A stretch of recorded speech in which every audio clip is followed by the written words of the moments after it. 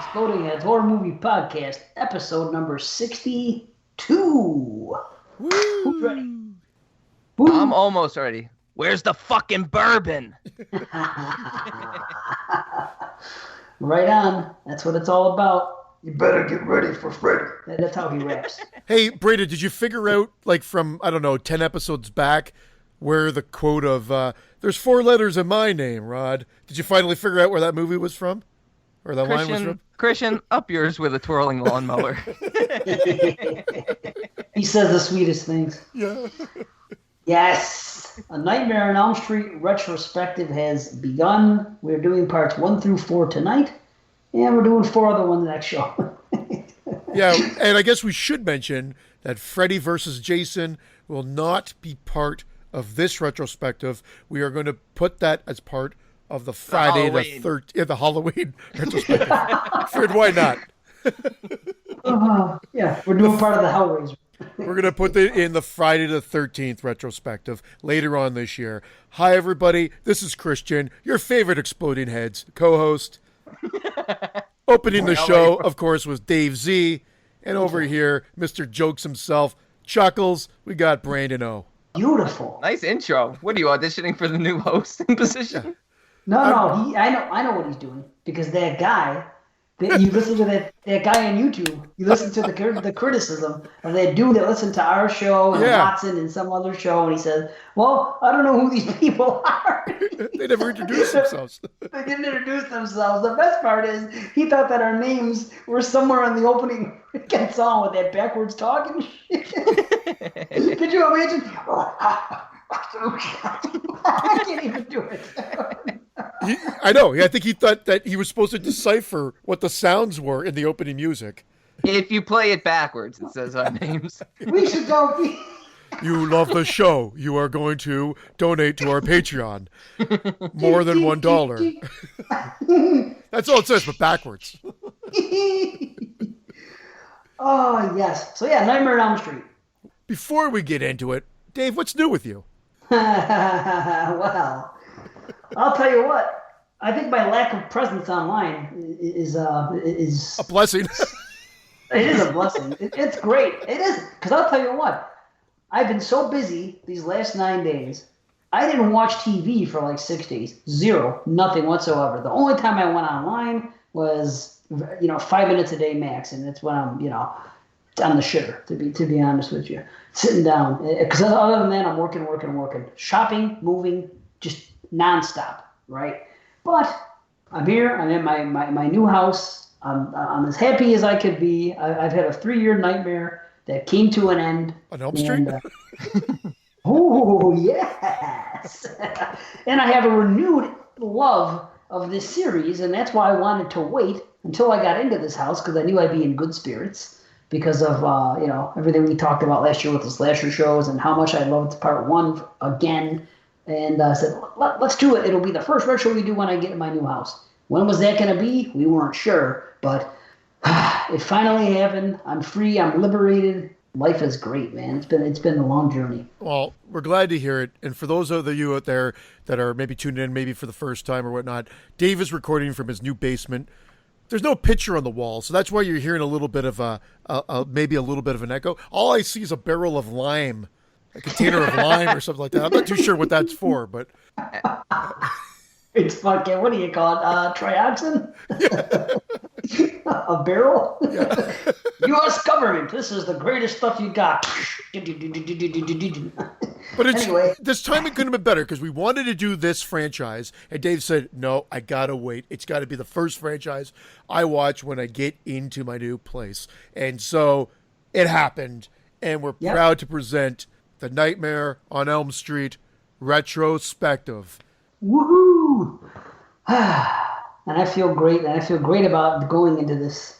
Yeah, I wish I could talk for 10 minutes about everything that's happened to me over the last 3 years, but I'm not going to, but it's going to be a long show. Maybe some other time. I'll tell you what, tune into the last Banana Laser episode, and that goes back, I think it's episode 55, the last one we did, because you even hear me talk about then how I had some financial things going on.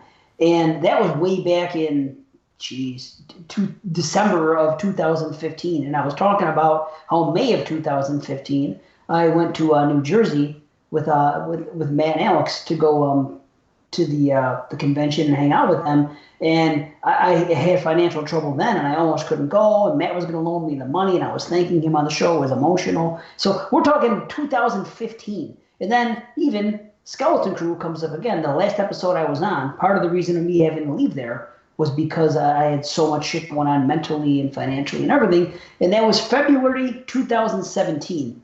So back then I thought it was almost at an end. And now it's, what are we in, June?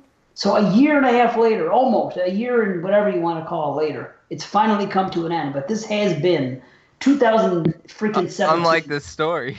Yeah, I know. This is the short version, though. This is the short version. 2017 was my worst year. I was worse off than ever in many ways, with things that have to do with my daughter, my personal life, financially, other stuff going on with 2 different lawsuits. And it's all settled, and I came out on top of both of them. So onward and upward, and I'm very happy to be alive and to be here. So. Perfect. Oh, wait. Matt and Alex are both on the other line. They say, where's our fucking money? I'll hang up on them. The check is in the mail. Yes. So we're here. So I think we should get into this retrospect. Oh, damn it. We had an email. I'm sorry. I forgot to tell you guys about it, too. I've been, like I said, I've been so busy. But it's a quick thing. It's a quick thing, and it has to do with retros. You're the retro. So perfect. You're the franchise. You're the franchise. At least I didn't call it slasher. At one point, you'll get that right. I will. December, I'm banking on. Okay, real quick. Here we go. This is from the Ram Man, Abraham Ram. Salutations. Let me start off by saying how much I am loving the year of the franchise. Based on the Phantasm and Evil Dead shows, I can already tell that this will be your strongest year thus far. You 3 have such a great chemistry, and it's refreshing to hear a podcast where people actually seem happy to be recording with one another. What a concept. Anyways, I particularly wanted to give you props on episode 59. You guys had an interesting top 20 lists, and I thought you'd get a kick out of mine, so here it is. So boom, I'm going to read the Ram Man's top 20 quickly. 20, The Devil Rides Out.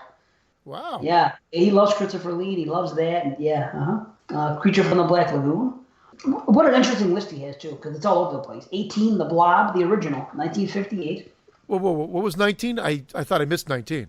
Creature from the Black Lagoon. Oh, my God. It's okay. Number 17, Amityville 2, The Possession. Right on. Number 16, Christian's favorite, The Descent. Number 15, Final Destination. Ooh. Number 14, Drag Me to Hell, which I have to watch again this year. Number 13, Nightbreed. Very nice. Number 12, Evil Dead 2. Beautiful. Number 11, Beautiful. The Conjuring. Nice. Yeah, number 10, Halloween 3, Season of the Witch. Yes. Wowzers. Number 9, Krampus. Wow. Number 8. I want to talk to Krampus. It Follows. Number 7, It from 2017. Nice. Number 6, The Texas Chainsaw Massacre. Number 6. Number 5, Get Out. Number 4, Clickety Clackety, The Witch. Number 3, John Carpenter's The Thing. Beautiful. Number 2, The Exorcist. And number 1, Hellbound Hellraiser 2. Wow, man.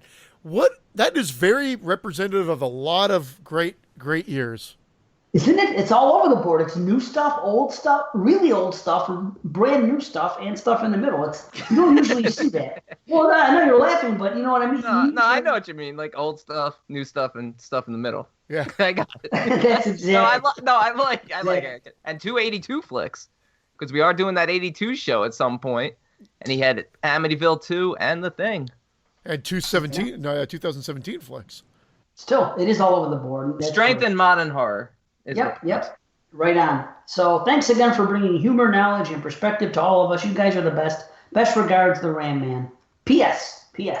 How much is it going to cost to finally get you guys to do the Guillermo del Toro retrospective? I thought we were doing the Gilmore Girls. or the Gilmore Girls. I was like, wait, what? We're doing that on 22 shots. Oh, We're going to do horror on this. Yeah, we do have to do. I thought we said we were going to do a Del Toro, and then we kind of branched off. It might have to be next year. We'll have to see. right. Unless somebody jumps up on the Patreon and joins on that level and makes us do it. But hopefully it is next year because this is the year of the franchise. See, I said it right. You know what? A shout out to Ram Man, too, because I think he now started a new page for his reviews. He did. Thank you. Yes. I think it's called Ram Man Reviews, no? Well, that's pretty straightforward. So look for that, everybody out there. Yeah. Ram it up your ass. Reviews. Ram it up. That should be a thing. Probably that don't. Maybe don't Google that. Yeah, don't. No. Or Google it. Whatever. With a twirling lawnmower. What he should do is have a rating system, and if his lowest rated movie should be called "Ram It Up Your Ass," right? Yeah, Some people derive pleasure from that. Yeah, exactly. I mean, you never know. Maybe that'd be the highest praise. We're going to give us the Ram It Up Your Ass award. That could be the highest praise. I mean, maybe for me, not so much, but, Brandon, 10 out of 10. The other guy on whatever Christian's other show is. The other guy, Vince. Great. Another guy. He calls you the other guy, too. It's funny how that works. I know he does.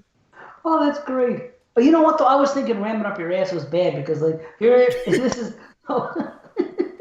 When we did Banana Laser, we used to say, peel it back or stick it up your crack. So that's why I was thinking, ram it up your ass, stick it up your crack, same thing. The Friday the 13th guys are really getting hot and bothered right now. We should probably switch subjects and move on. Oh, unbelievable. Okay, Nightmare on Elm Street, 1984, written and directed by Wesley Craven. 4 teenagers are stalked and killed in their dreams, and thus killed in reality by Freddy Krueger. The teenagers are unaware of the cause of this strange phenomenon, but their parents hold a dark secret from long ago. I actually took that from Wikipedia. I kind of like the way that flowed better than the IMDb description. Yeah. There's more to be said, but no. Evidently, no is the answer. When Wes Craven hits, he fucking delivers a grand slam home run. I'm glad you're saying this because I wanna say, you know what, very few directors are batting 1,000%, and I hear people saying all the time that Wes Craven is overrated. Bull fucking shit. I don't care even if I'm just judging him on Nightmare on Elm Street and Scream. They're 2 fucking amazing films, and he's a master of horror in my book. Yeah, well, you got to give him the credit. And then with Last House on the Left and Hills Have Eyes from the back catalog. Yeah, I didn't even go back to those. He's got so many great hits. Even his bad films are enjoyable. I'll take his bad films over other people's. And that I'll agree with. There it is, because his batshit crazy films are so watchable because they're batshit crazy. And I know this is not focused on Nightmare right now, but just as a little historical talk on Wesley Craven, as you put it, The Hills Have Eyes 2 is such a crappy sequel. It's enjoyable because it's so batshit. A dog has a flashback right then and there. It's a home run, batshit crazy movie for me. Deadly Friend, I think, is a bonkers, crappy movie, but I love watching it. It's so Shocker, another one, crazy, but highly enjoyable in its craziness. I agree. Yeah, but don't forget about Last House, the original, and Hills Have Eyes. Well, those are the classics. Those are the classics. I'm talking about the ones that would be, I would consider, quote-unquote, misses, are still highly entertaining for the whacked out factor. What's Cravenisms, as I call it. I even thought my soul to take for the franchise show. Fuck, now I'm reversing it. For the slasher show last year, I didn't think it was that bad. It's not that bad. I actually kind of enjoyed it. It's batshit crazy again. Yeah, but it's enjoyable. I've never seen The Ward in its entirety. I got to check that one out. That's Carpenter. That's Carpenter, yeah. All right, so then fuck you. You never saw Red Eye in its entirety.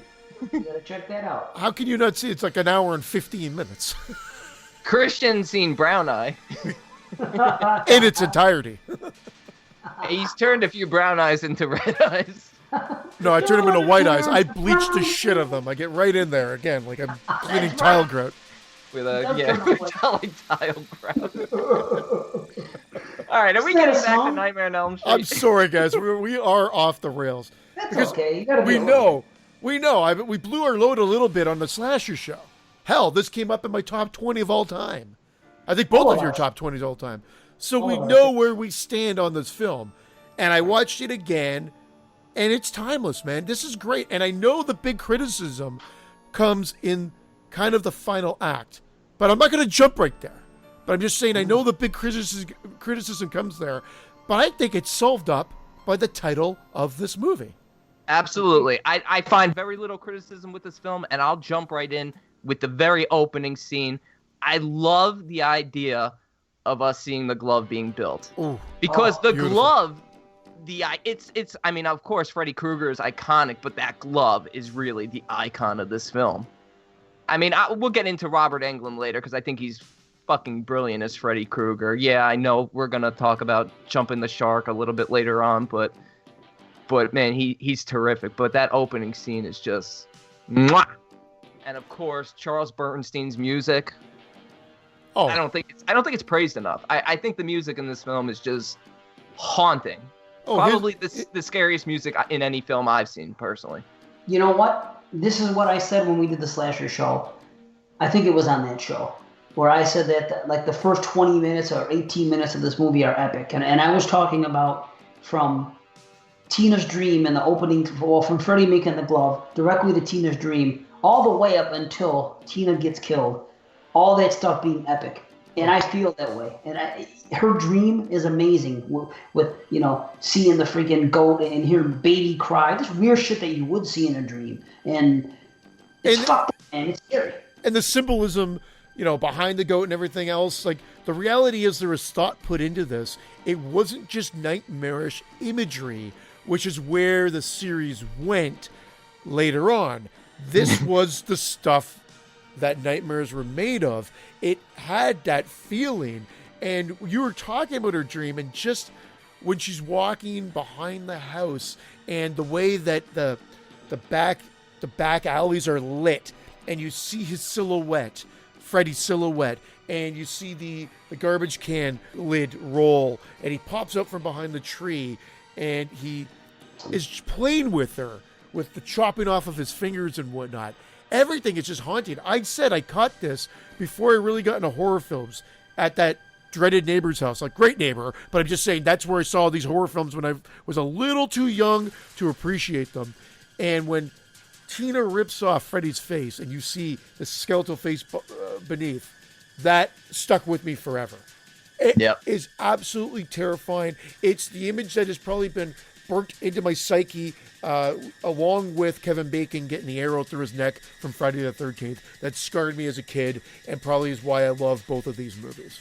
Yep, absolutely. I also love the way, and I've heard Robert Englund talk about this many times, the way he carries himself and he walks, his gait almost. Yeah. The way he carries the glove, he talks about carrying it like a holster, like a gun in a holster. The gunslinger, Yeah, it's really true. And he really gets in depth in some of these interviews talking about like these famous characters and the way he moves, and it works. It works so well. It's really quite haunting.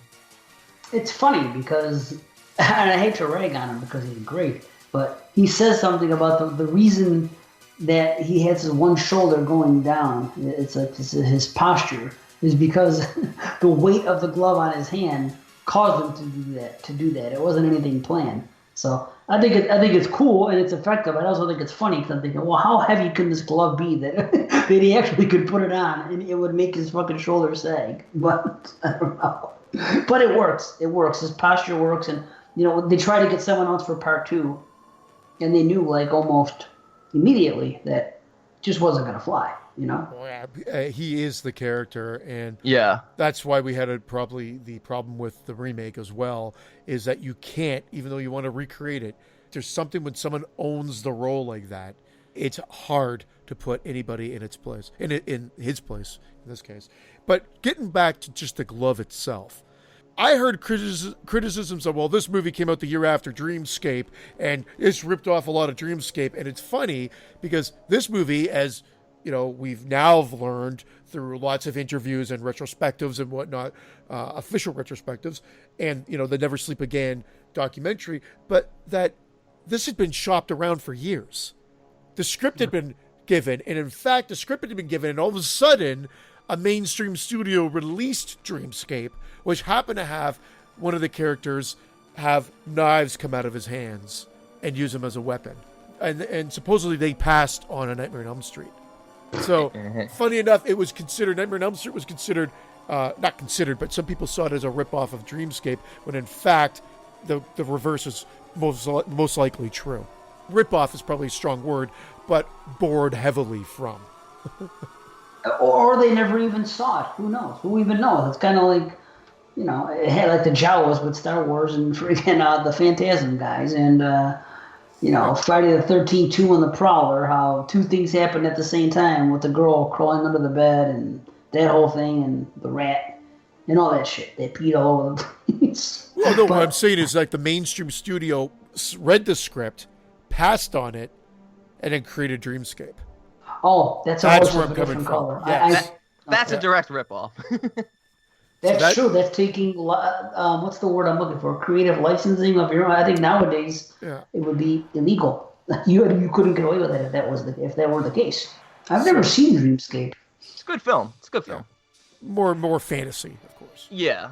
I wonder, you know, we don't really talk about it a lot, but I wonder if it would if people would really get on board with the idea of Tina being the final girl from the opening, from the way it's set up. You would think, yeah. Almost like newcomers to the franchise watch this and would immediately feel that she is going to be the final girl, because they set it up really well like that's the case. And they talk about in the documentary how that's like a nod to Hitchcock, you know, with Psycho, with, you know, having our lead girl killed off in the first 20 minutes. Well, yeah. But Same thing with Friday the 13th. And I'm saying, from the first time you watch this, you probably do think, oh, here's our final girl. And it's funny, isn't it funny that he revisited that same idea with Scream? I know it was written by somebody else, but they had that whole opening.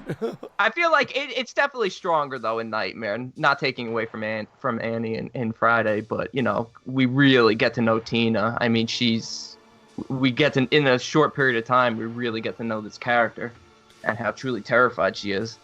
And we have talked about this before, but I think now that we're really digging into these movies, there is something that is developed in this film that becomes inconsistent as the series goes on, and that is how the deaths play out. So the premise is fantastic. Parents lynched this guy way back when, sort of vigilante justice, burnt him, and now he's returned in the children's dreams to then kill them, and if they die in their dreams, they die in real life. That's the premise. Now, where I'm going with it, though, is how when Tina gets slashed in her dream, how the slashes appear in real life. And she gets dragged up the walls, and there's blood all over the place. But as the series goes on, it's not always consistent with how that happens. And we'll get there later when we start talking about some of the sequels, of course. Well, and I mean, look, I can't even criticize. I will criticize that when we get to it, but I can't be overly critical of it because it's easy to look back on it as a franchise now when they were just going film to film, not knowing when this money train was going to stop or if it was ever going to really take off. They had success with the first one, but they had no idea what was going to happen beyond that. So that was something interesting that they said in Never Sleep Again documentary about, you know, there was no franchise because people talk about part 2 jumping the ship. You know, jumping the shark or jumping the ship, jumping whatever. Jumping the glove. Jumping the glove, yeah. I thought they just created something great here.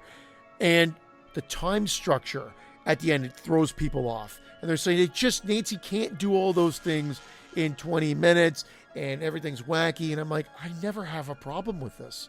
I've just never had a problem with it because I found the movie was presented in such a way that you could sort of play off the whole end as one big dream.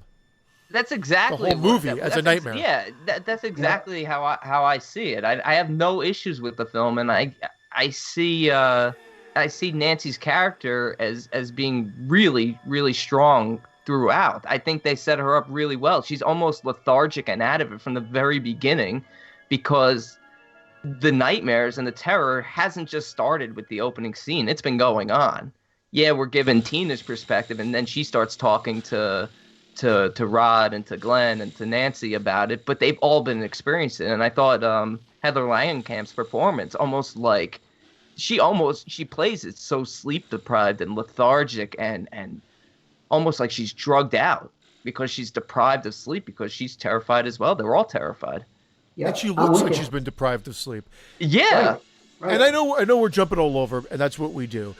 But it's just, again, when you go back, and we're going back from a revisitation standpoint, and I remember the first time I saw this, as I said, Freddy scared the absolute shit out of me. Something that I can't say happened in all the films. And not just did Freddy scare the shit out of me, but we had imagery of like Tina in the body bag. Absolutely fantastic stuff. When Nancy sees her in the school, all that stuff is just beautiful. And we're not talking about elaborate set pieces. We're talking about literally filming in a school, and there's a dead girl in a bloody bag. And then a bloody trail down the hallway. You see her getting lifted up by a supernatural force and dragged away. This is simple stuff and effective. Right, and it's a slasher. We've had the discussion many times, especially last year. Friday the 13th came around and did its thing, prior to the Halloween, etc., whatever. But slashers were, these kids getting knocked off one by one. This movie came on and just completely turned that subgenre on its ear. Just no one did that before. They didn't throw that in there.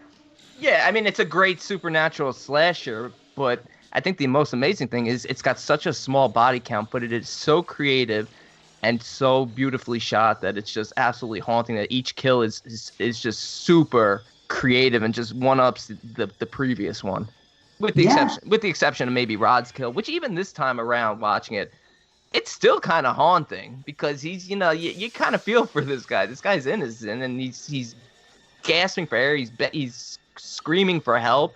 And the way they did the effects on the neck, and his neck is like crunching, and the skin is like all lumped up. It was horrifying. But Tina's death by far for me, it is the best kill in the franchise, and just how they built that room and how it was shot, and even just watching it again in the documentary about how they did it, it's just it's absolutely amazing. It's jaw dropping to think that they were able to create this. It's also unnerving. It's actually it's a disturbing kill. Yeah, something it's that we don't get much. Even the rest of the series, a lot of them, there's some disturbing moments, and there's a lot of great kills in the series.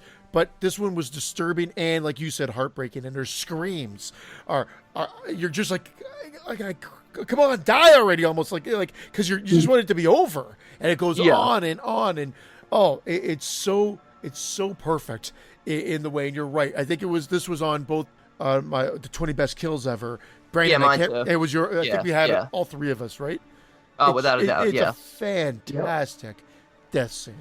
The screaming, like you said, everything about it, her going all over the wall and up there, and I love to see a poster. I think it's kind of almost an iconic shot when Rod holds out his hand and you see her on the ceiling, and he holds out his hand, and he goes, Tina, and you see it kind of from his perspective. That's so cool, man. That should be a poster. I always watch films and I think that image should be, marketed more. I just think you want a poster of Rod in his tighty whities. Back to the kids though. This is what I'm thinking. I like the dialogue. It's kind of like Halloween.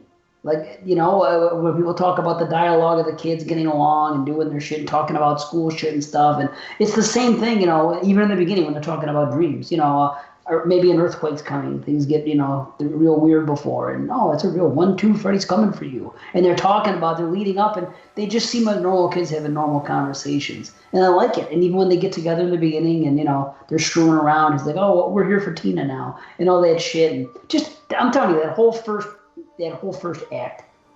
I think the whole film is, because even at the funeral scene when Nancy tells her parents about what's going on, the look on their faces, and we don't know at this point, if you're a first-time viewer, exactly what the hell's going on, but their faces, it's like they saw a ghost.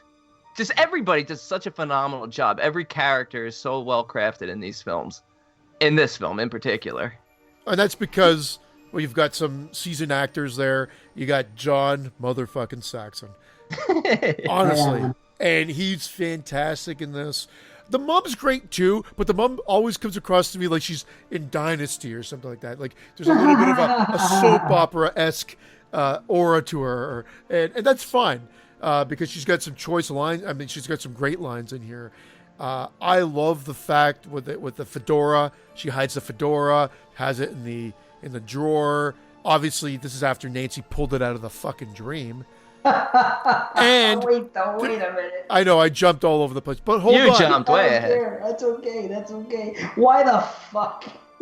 There's something I gotta bring up. Okay. Two ridiculous things. One major though. Who the fuck puts their name in a hat?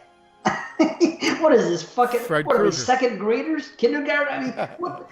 And on top of it, what's his name? Labels his headphones when he's listening to music in his house, Glenn. What the fuck? What is it about Springwood that everybody labels all their shit? I think people did that. People put the label on. I mean, he had Beats by Dre back in 1984. What's old as He's new an again? only child.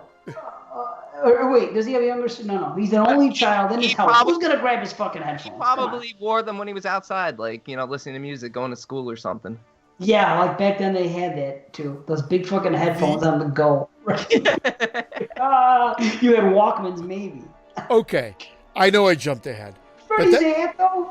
But I never. Funny enough, I didn't question it until you brought it up because I know people do it. I think that's a thing. Yeah, I think that's a thing to put your name in your hat. Put their names in their hats or in their Why, underwear. in Or case something they like lose it and they see it. Is this my hat? Oh, I think that's like an old. I think that's an old West thing. You put your name in your cowboy hat. that. There it is.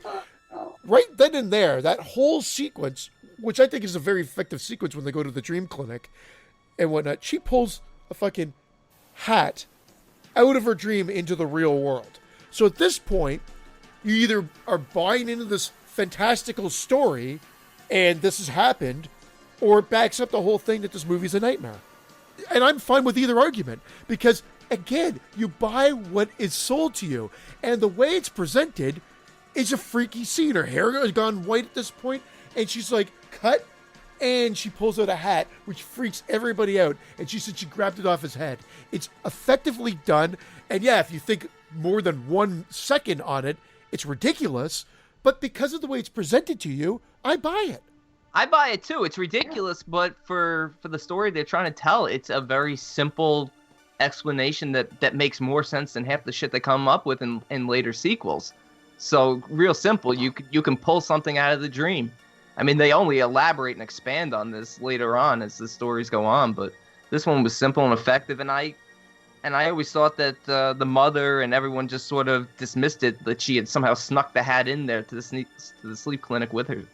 Wow. I mean, at this point, she's bonkers, because she said, where did she get that hat from? She must, she probably snuck it in there. Yeah, when she's talking to the ex-husband on the phone, she's like, I don't know where she got the hat. I don't know where she got the hat. She's a drunk. Yeah. She's a drunk. So, I mean, that's also part of the performance, the way she acts, so dramatic, because she's drunk and she's intoxicated all the time, that everything is so melodramatic. I think her performance is great. The scene we passed right over is the bathtub scene. Nancy in the brilliant scene. Absolutely amazing. But the one mistake I saw in there, and it's not really a mistake because Tina does mention the nursery rhyme to Nancy at the beginning of the film, is when Nancy is in the tub singing the song, she says Freddy's name, and this is before she learns it's Freddy Krueger. She says, 1, 2, Freddy's coming for you. Yeah, she said it in the first 5 minutes of the film when she goes, it sounds like a real boogeyman. 1, 2, Freddy's coming for you. So it's already in folklore of that area. Oh, she did say that. They did say that. Yeah, you're right. In the opening scene, that's what I was right. talking about. The dialogue with the kids. Another brilliant thing, by the way, is how they transition it to. You see the girls doing jump rope for the first time, doing it 1, 2, and then they pan over. and it's like dream state, but then they pan over and it's them walking into school. It's fucking so. They said that was a lot of camera trickery there because you had to speed up the film for the slow motion, and then make sure that in the same shot it went down to like normal frame rate. But then that also plays around with the lighting as well. So there's a lot happening there just to achieve that effect of going from slow motion into regular speed. And we did skip over the tub sequence, which is an iconic scene and a recreation. And I believe I brought this up on the show before, but I believe it's a recreation of Deadly Blessing. I thought he had a scene where there's a tub and a snake. And I've said this before, and I don't know if I've ever went back to confirm it. I'm sure you can see it on YouTube, a comparison between Deadly Blessing and Nightmare on Elm Street bathtub. Yeah, and you know what? I think there's more than that. There's another comparison. I guess there's dream things going on in Deadly Blessing as well. The killer in the dream. I could be wrong. I don't think I've seen Deadly Blessing. I don't think I've seen it either, to be honest. That's why I'm not saying anything. But I know there's comparisons, and I think that's it too. And we also didn't talk about the wall scene, which is amazing, with him coming out of the wall, which was done so simply and is fucking awesome. Just great ideas. There are iconic scenes throughout this film that I don't know. Maybe people take it for granted now. I think that's what I was doing. I love that, and I love how later on when she's in the dream and she goes into the boiler room, she finds all the stuff. She finds the crucifix of Tina's that fell off the wall. She finds Glenn's headphones. He's collecting souls and he's collecting merchandise, hot stuff, and selling it. probably getting Clive Barker to sign it and selling it. Oh, proactive. Yeah.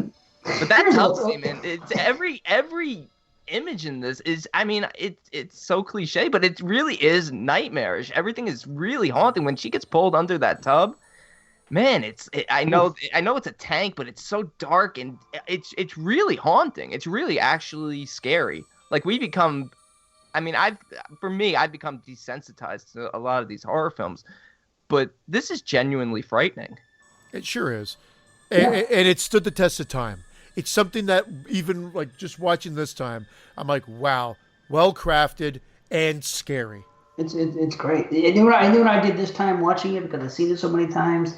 I was trying to pick out some things that I would question, funny things. Like, do you guys think that Glenn dreamt him too?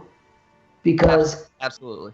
And the reason I think so is I think he was kind of trying to convince himself that it wasn't happening, because when they're at the house that night and she says that, you dreamt about the same creep I did, and then he says that's impossible. But then he has like a look on his face right after as if he doesn't really believe that that's impossible.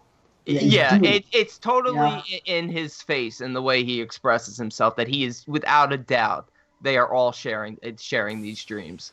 Right? And Rod, we know that he mentions it because he says, no more nightmares for both of us, that whole thing. So it's happening to all of them. And back to Glenn, what about that tape? I think it's so ridiculous that he wouldn't have thought to freaking test out that tape before he pressed play and did it for his mom. That's the comic relief for the film. Yeah, I mean, I've always had an issue, and stop it before maybe the screaming and the drag race, and then start saying there's just some kid drag race. That's pure comic relief, and you're either in or out. But it's funny. But every time I listen to it, I get a chuckle. I'm in because I'm thinking that he knew the tape was longer because he's used it before, but evidently Rod taped over it. So I wouldn't have thought to check. I wouldn't have thought to. Yeah. Okay. All right.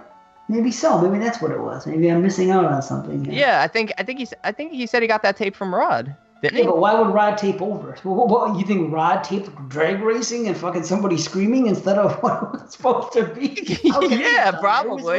Probably. Okay, well, how about Rod? Speaking of that, when he's on the lam and fucking, Nancy's defending him and this and that, and she doesn't think he did it. And then, then she takes the walk to school in the morning and sees the fucking man in black, whatever. And when Rod confronts her, that guy at the tree, isn't it like the man in black looking at her, fucking the detective looking guy? It's totally like the man in black situation. Very obvious. Yeah, I know, right? She's been used as bait. That's fine. Yes, masturbate. She has that encounter with him, and he's trying to prove to her that he didn't do anything wrong, right? And what does he say? I'm warning you.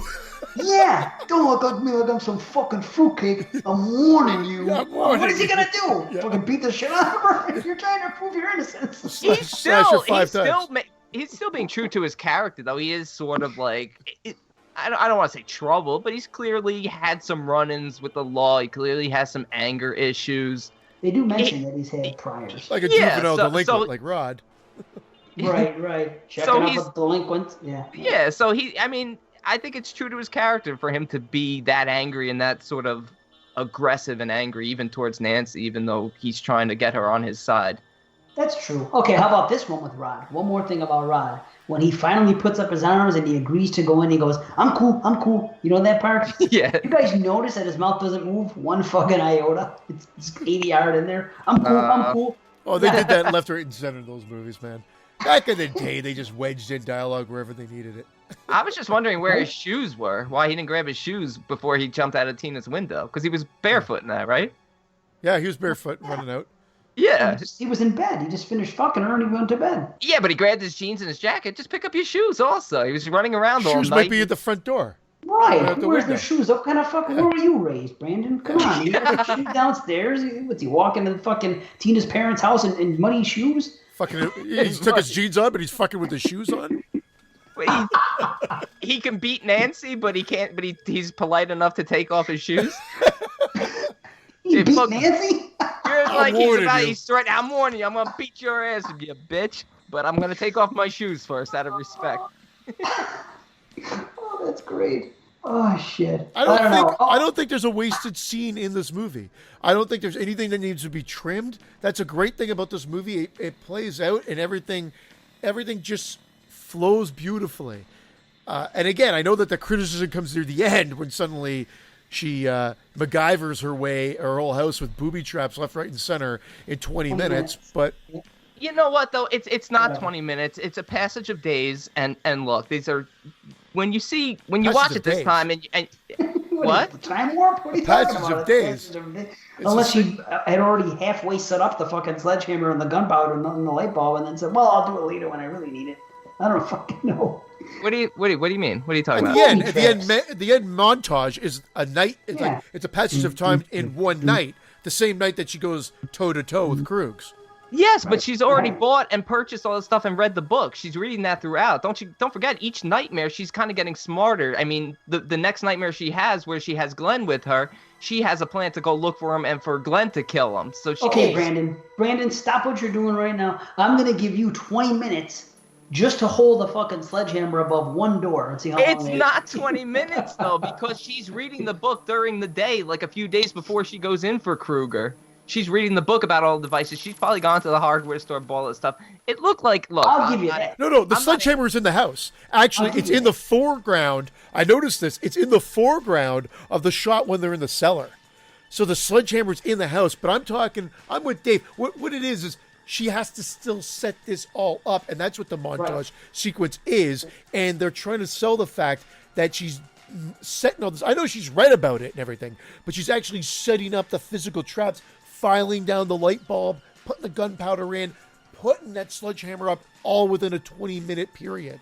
That's the montage sequence. But it's a quick montage, Yeah. but I don't feel like anything was too complicated in there that it wasn't already partially set up. I'll tell you what. I look past it now, but I do see it as a little fugazi. It's just I think it would take me 20 minutes to hold that sledgehammer up. That's just one trick. it took you 20 minutes to set your microphone up tonight. This is true. Hey, look, at least Nancy's That's being true. proactive. She's going out. She's going to the hardware store. She's buying light bulbs. She's building booby traps. Glenn, meanwhile, is talking about the Balinese way of dreaming. Hey, just turn your back on the monster. It takes away the evil. Which Write it down. Yeah. Write it down. Yeah. How about at the end with Glenn when he says this and this and he's like, why would anyone want to kill me? Yeah. Who the fuck are you? What an arrogant why would prick. they want to kill his girlfriend and Hey. Tina and Rod? Oh, why do they want to kill me? Yeah. I know. I'm Johnny Depp. The fuck? I never understood that in this film. Why you would say that? I know that 10 shirt that he wears is a jersey, but it looks ridiculous when you're just wearing it to bed. Yeah, right. I wear my 10 shirt to bed every night. Yeah. Actually, With your shoes? Mine's a 9.5. I know you put your shoes. With his shoes. I noticed something. You're nitpicking. Hey, I know. I noticed something. We talked about this before on the Evil Dead show with the back and forth between Craven. Remember we said that she was watching it, and she was watching Evil Dead and falling asleep. So I looked for it this time, and it's true. Here's the funny part, that all the dialogue was wrong for the actual scene we were watching, and they were just throwing in random dialogue. It was weird. But then at the very end, you hear the girl yelling, "Turn it off!" And then she turns the TV off. So I thought that was kind of playful. It was cool. I never picked up on that little part of it, you know? Yeah. That last dream she has when Glenn fails to help her because he falls asleep himself with when she sees Tina again with the eels and the centipede. Oh, man. That to me is the image from the film from when I was younger that always terrified me. Those disgusting, slimy, muddy eels. There's your poster. And why? It's like a running motif in all these films. The second you ask somebody to watch over you while you take a sleep, they're out 20 seconds later. The person watching is always falling asleep seconds after. I think the one criticism I might have with that is that they maybe didn't show Johnny Depp's character enough depriving himself of sleep, but clearly he had to be. Oh, but he also... No, I'm not criticizing this movie because at this point, I don't think he fully believes her. He's just there, and yeah, I'll do whatever I want. I think he believes it, but like we talked about earlier, he's almost in denial about it because he doesn't want to believe it. Sure, you explained it better, for sure. Yeah.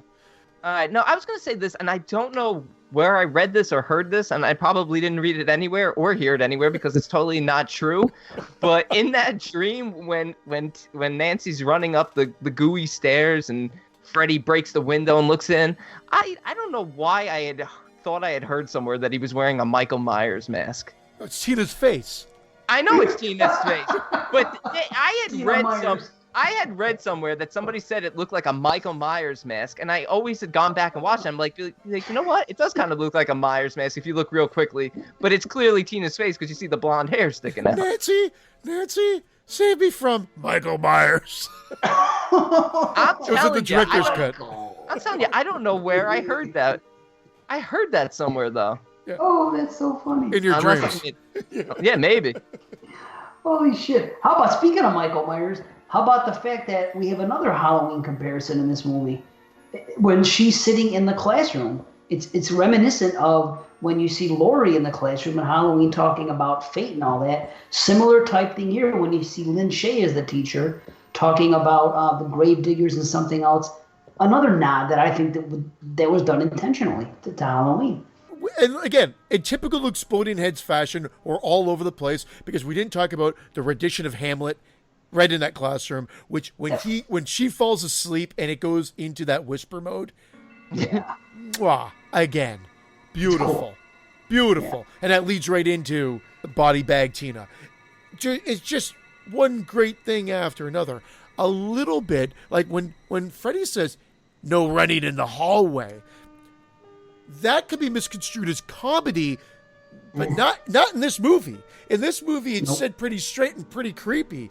This is when Freddy had personality, spoke, because we had Jason and Michael, who didn't speak, but ultimately the wisecracking becomes a little bit more predominant in 2, and of course, like gets worse as the series goes on. Like you said, though, it begins right there at the very beginning. In 1, it just lands better in some films, and then it becomes over the top, goofy in later sequels. Well, I think the comedy here is almost like more.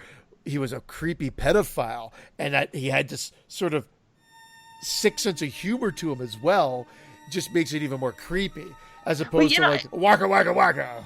It's weird that it's weird that we still talk about him as a pedophile, even though they totally did away with that. We can't get that out of our psyche. I mean, not that a child murderer is any better, but they totally get rid of the pedophile thing. But they really try to use that as a jumping board for part 2. But it shouldn't have even been done because it was taken completely out of the story. They hint it though, kind of. You know, it's kind of like implied. I love when so at this point they're investigating her boyfriend Glenn, Johnny Depp's death across the street as blood shot out of his bed and covered his whole room in gore, and ultimately. Her father, the police chief, says, just have one of his guys just keep a look on her. Thank you. She's shattering the windows, right, screaming out to him. I never thought this was a misfire. I thought this was comedy genius. Get like, my dad, you asshole. Yeah, get my dad, you asshole. It still didn't work. Maybe I should tell the lieutenant. Yeah, and then it cuts back to him. It's like, maybe I should get the lieutenant. I thought that was comedy genius. I didn't think that was a mistake. I thought that was great, but I don't know what your take is on this. Not comedy at all. Not comedy at all. Just a stupid idiot. Just a stupid idiot. He is. The guy was just a fucking idiot. She's screaming for help, but everybody's in denial. No one believes her. Even her own father, who should. Her own mother takes her into the freaking boiler room. Oh, he can't get you, man. Mommy killed him. Because Mommy killed him. Yeah. Mommy killed him. I even took his knives. Like, come on, get the fuck out of here. I think that's like black comedy. Like, he can't get you now because Mommy killed him. It's funny, but it's delivered like very straightforward. And I think that's a wink to the audience later on when he's like, maybe I should get the lieutenant. Like, yeah, you think? You fuck? Like, I think that's exactly what they're going for there, and it works beautifully. Because at this point, you're like, why haven't you moved yet? Well, I appreciate it more now. It was a complaint for mine because it always bothered me that it took that much to fuck it. I thought maybe it was an editing faux pas or something. Like, come on. What do you got to do to fucking prove it here? Her own parents don't believe her, and they're the ones who murdered and covered up the killing of Freddy Krueger. So, of course, this stupid sergeant or whatever he is, officer, is just going to be like, oh, she's hysterical. Because he knows what's going on, that she's been hysterical because all her friends are dying. But if he had seen that scene, which he did, seeing what happened to Glenn, he should have been very quick to get the father when she started screaming. And I'm glad they didn't go with the Johnny Depp coming back out of the bed, because seeing that Never Sleep Again, it's just not effective.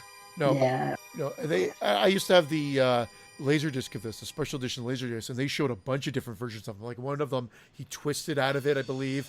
Another one, he popped out. There was a lot. There was a lot of different ones, and they stuck to the right version of that and just kept them. Yeah. Well, when they flashed, with all the blood coming out and the way they talk about how the room got tilted and everything, the blood's going on, I thought that was like an awesome mistake that happened, and it looks really cool. But they flash back sometimes, and you actually see the sheet popping up, like just the bloody sheet actually popping up, that it looks like there's somebody like popping up out of the bed. And to me, like that was effective enough, because it almost looked like they're pushing Glenn back up, but I mean, clearly it's not, but it looks that way. But when they showed him actually in the documentary, it just looked like he was covered with fruit punch. Given how much blood, like he should have just come out in pieces. Yeah. Or he was liquefied pretty much. Yeah. At that point, but when they go in and they break down the door and investigate, I love how they run into the basement because that's where the fire came. But then the footprints have already gone around and up the stairs. I've always thought that was great, and that leads them upstairs to when Mom gets it. Yeah, it's great. But his reaction is great because the police come in and it's like, and then John Saxon's like almost like he shuts the door and I'm like, give us a minute. Give us a minute Right. here. We just saw Mom get sucked into a bed.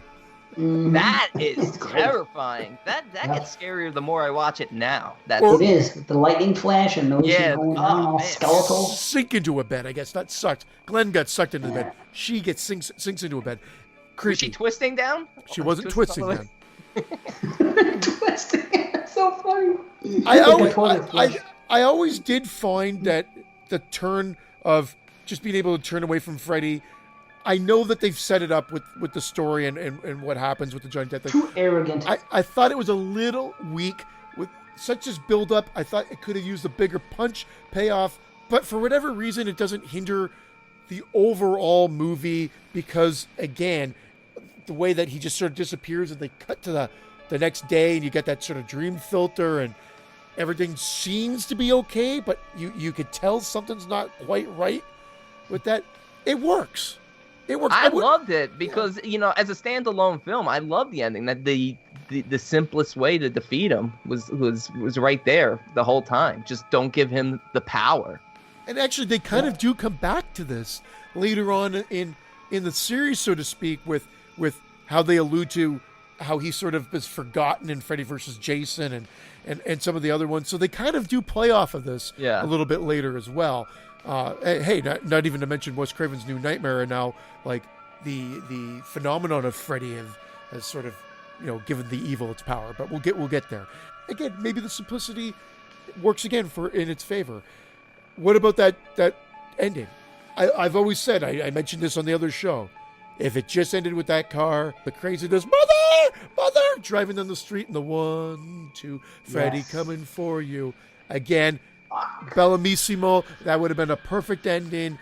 And then fucking Bob Shea had to have Mummy get pulled through the window. You know what, though? You know what I like, I hate it, though. And the reason why it doesn't affect my rating for the film is because Wes Craven was so aware that was a shitty thing to put in the movie, but he had to do it because of obviously what Bob Shea was doing for him. So you know what, the film would have been perfect if it ended right when the car pulls away and you see the girls jumping rope. But the fact that they added in, it doesn't hurt it because the fact that the nightmare is continuing, something this horrifying and this goofy looking can happen in your nightmares. I wish they tried to make it look a little more real. Maybe actually pulled her through the door versus the little window above the door. Well, that's a dream. So but that's exactly it. So if the movie ends on the dream, if the movie ends on the dream and a nightmare, why can't we say the whole thing is a nightmare? Hence, any problems you had with it really are dismissed because we've presented the movie to you, and at the end of the day, it's one big nightmare. Yeah, it would be. Yeah, I mean, I could look at it that way. I don't personally, but it would be. It's hard for me to figure out exactly where this nightmare continues because she turned her back on Freddy, took away his power, he disappears. So what's the missing scene before we get to that big finale? What happens next where she evidently falls? I'll tell you what. Where she falls asleep and the dream continues. I figured it out. That dream ended, and this was the beginning of a new dream. Because that would keep happening over and over again. That was one particular dream, and in that particular dream, do you ever have a dream and you realize that you're having a dream and you find a way out of it sometimes? Okay, That's what happened here. Nancy, in this particular dream, found a solution, and said, "Holy shit, this is all I got to do. You're nothing. You're shit. Dream over. Goodbye." Boom. That dream ends. So now. No, but that's not a dream. Well, listen to me, and I'll tell you why. This is what I'm telling you. That is the dream, and that's the way that particular dream ends. So now, what you see after is another dream that maybe she has the next night, and this time Freddy wins and she dies. No, you get what I'm saying?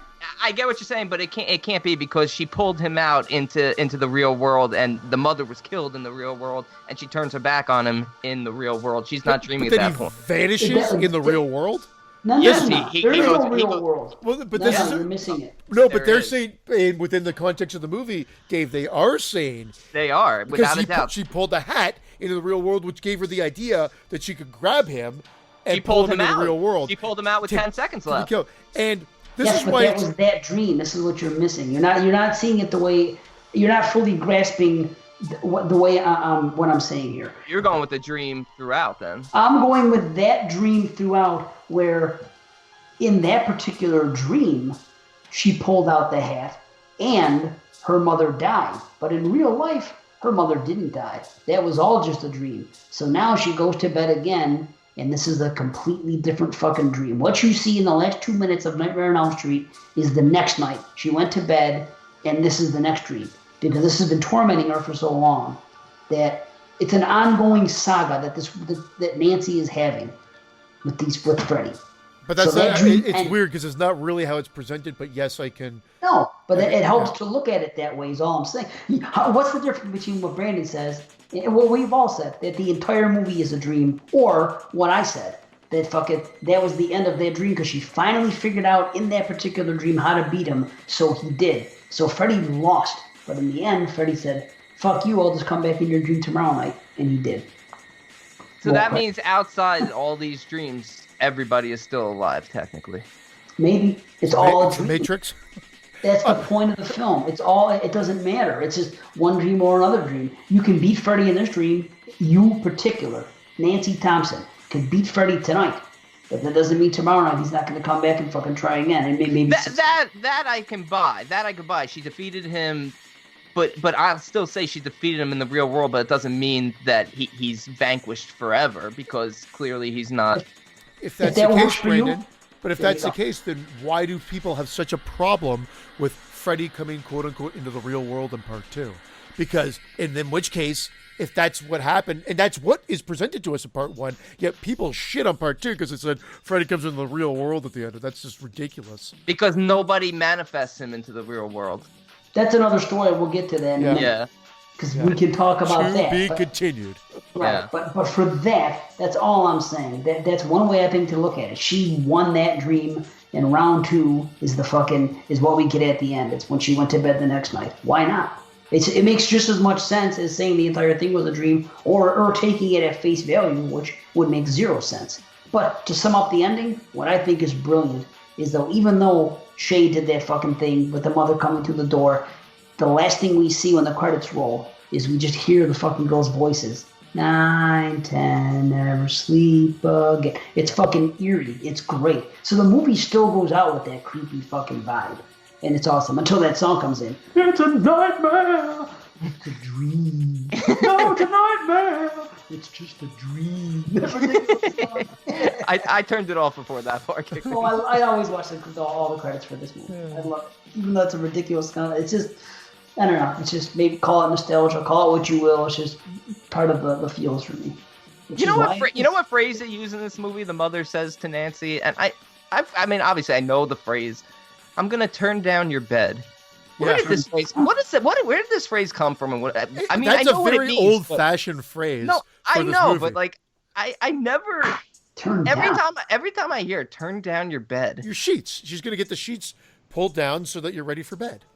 That's what turn down the bed means. Prepare the bed for sleep. No, I know what it means. It's just a weird saying. I never heard that saying. I never noticed it in this film either. That's funny. Yeah, right after she says warm milk. Gross. I was just gonna say warm milk gross. Wow. Why don't I remember that part after? Yeah, right in that same sequence. I told you, hundreds of people get killed every year that way. Yeah, I remember all that shit. I just don't remember turn down the bed. Turn down the light maybe, turn down the music, turn down the TV, turn down the bed. Well, that's fucked up. Wow. So we started to say something before, and one real quick thing. This is what I think makes sense. Why she would have the gloves. Because she was married to the fucking chief of police at the time. So he would take he would confiscate those fucking Freddy gloves. They would keep them in that house. That's why I think it. That's why I think it. Okay. Never an issue with me. I totally buy that he was the leader of the clan that killed Krueger. Okay, so your beef was just, she said, he's dead now because mommy killed him. That was it's not even a beef. Being your child. It's not even a beef. It's just, she's so melodramatic. She's so drunk. She can't seem to jump on board with the idea that what Nancy is telling her might actually be true.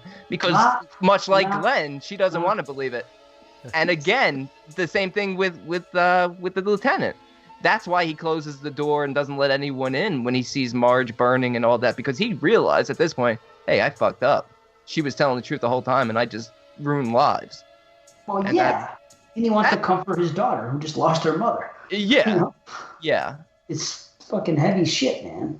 Yeah, that's why I take everything within this film as, she pulled him into the real world, manifested him, and defeated him that way. He goes back to the dream world and then shows back up next night. That makes sense. That's fine. Whatever happens, yeah, she has to sleep eventually. Right. That's just it. She has to go back to sleep. So you know what? Even if she beats him today, well, guess what? There's going to be another fucking round tomorrow, kids. Which makes Freddy my favorite boogeyman, because you can't avoid him. Eventually, you have to sleep. Amazing concept. And if this film was just one film, and I said that plenty of times, but if it was just one film, Freddy would probably be higher on my list, because the things he was doing here, he was just doing it to freak the people out. Like I said before when we talked about it. cutting off the fingers, fucking with them a little. He wasn't hamming it up. He was trying to freak people out. Right, yeah. and it was great. It is great, and it goes off the fucking rails. A few films down the road. I'll add one other thing. David Miller's makeup on Freddy is great. It's simple, it's creepy, and I'll give him credit here because he shits the bed later down the series. All right, that's fair. So, what do we got? We got a rates, and that's it. Full head explosion, 10 out of 10. It hasn't changed at all for me. Me either. Same thing. Right on. 10 out of 10. Hall of Fame. I love when he cuts his flesh open and the maggots are in there. That's nasty, man. Oh, it's great. You know what I noticed? The blood, how good the gore looks when Nancy gets the slices when she's in the sleep deprivation, not sleep deprivation, whatever the fucking place is called. Yeah, in the Sleep Institute. Yeah. Institute, where I watched it this time, maybe because it's on my brand new TV and everything else, and it looks as better than I've ever seen it. But I was like, wow, that's solid makeup effects right there.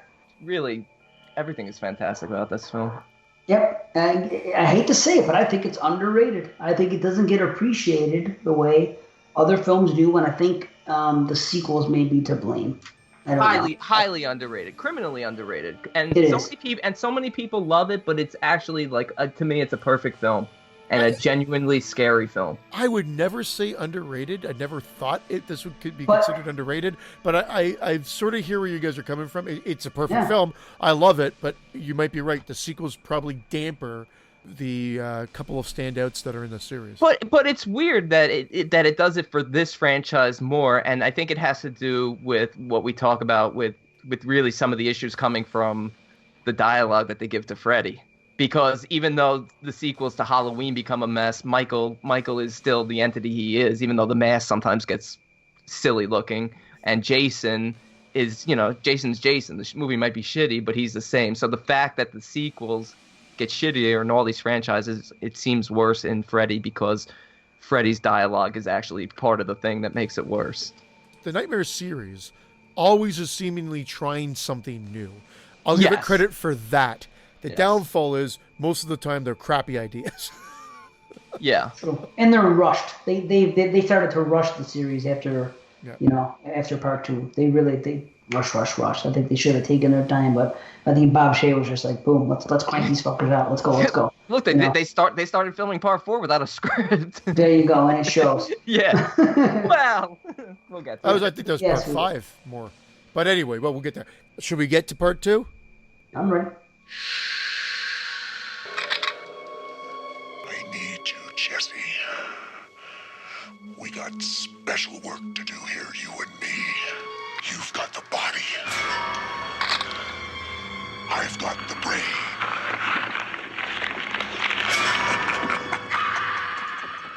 Nightmare on Elm Street 2, Freddy's Revenge from 1985, directed by Jack Shoulder, written by David Chaskin or Chaskin?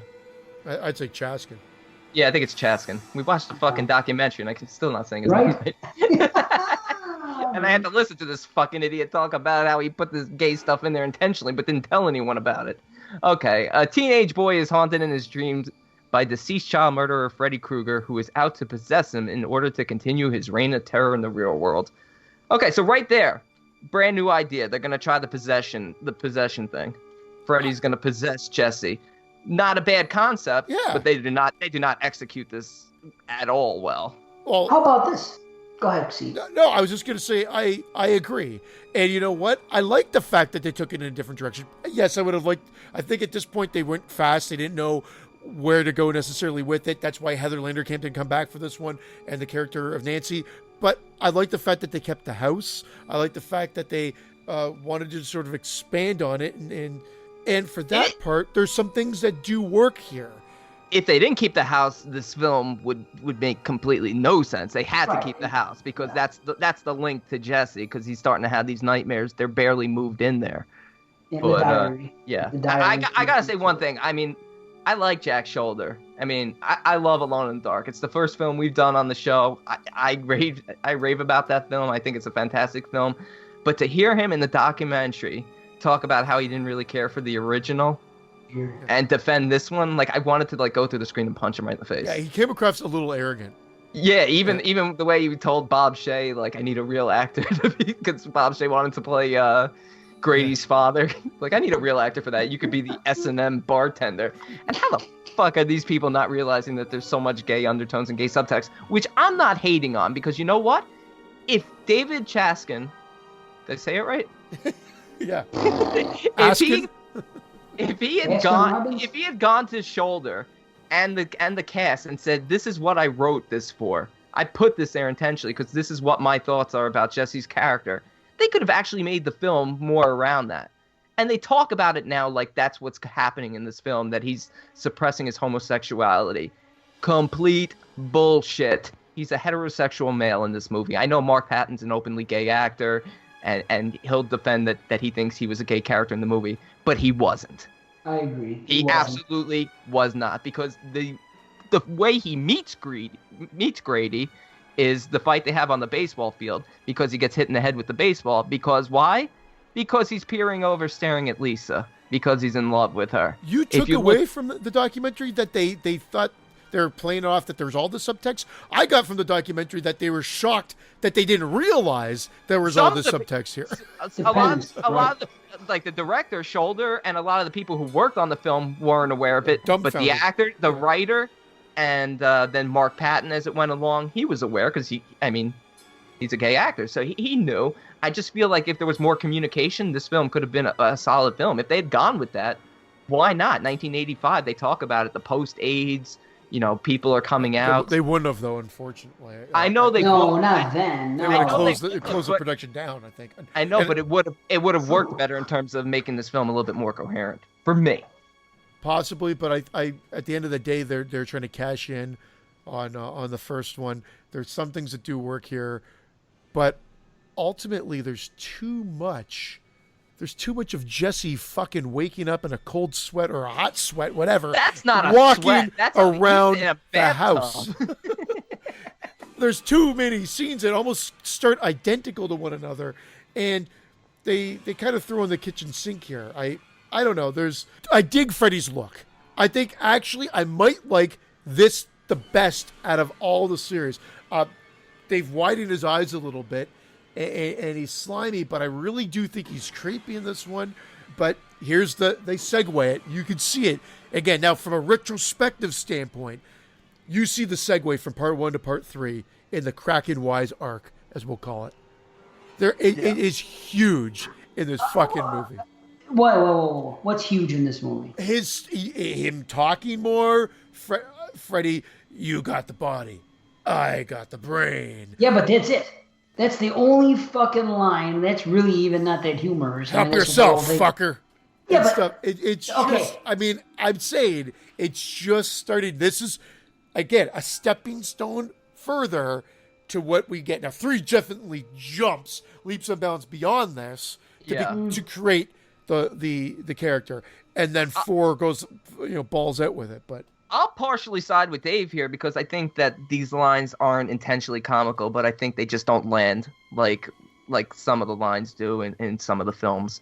Even, you are all my children, stuff like that. When the kid's trying to talk him down. I know we're jumping around again. When the kid's trying to, be his therapist, you're okay, nobody's going to hurt you. And I forgot what he says to him, but, he's cracking wise, but it's not for humorous effect. He just says, help yourself, fucker. And it's funny because he says fucker. And I get it. But Body and Brain, that's almost fucking on par with him cutting off his fingers and saying, Tina, look, it's the same thing. Instead of cutting off his fingers, he's just showing his brain. He's just trying to freak Jesse out. It isn't so much comedy. I don't mind that either, because it's also speaking to the whole idea that he's going to possess him and use him as a vehicle to kill.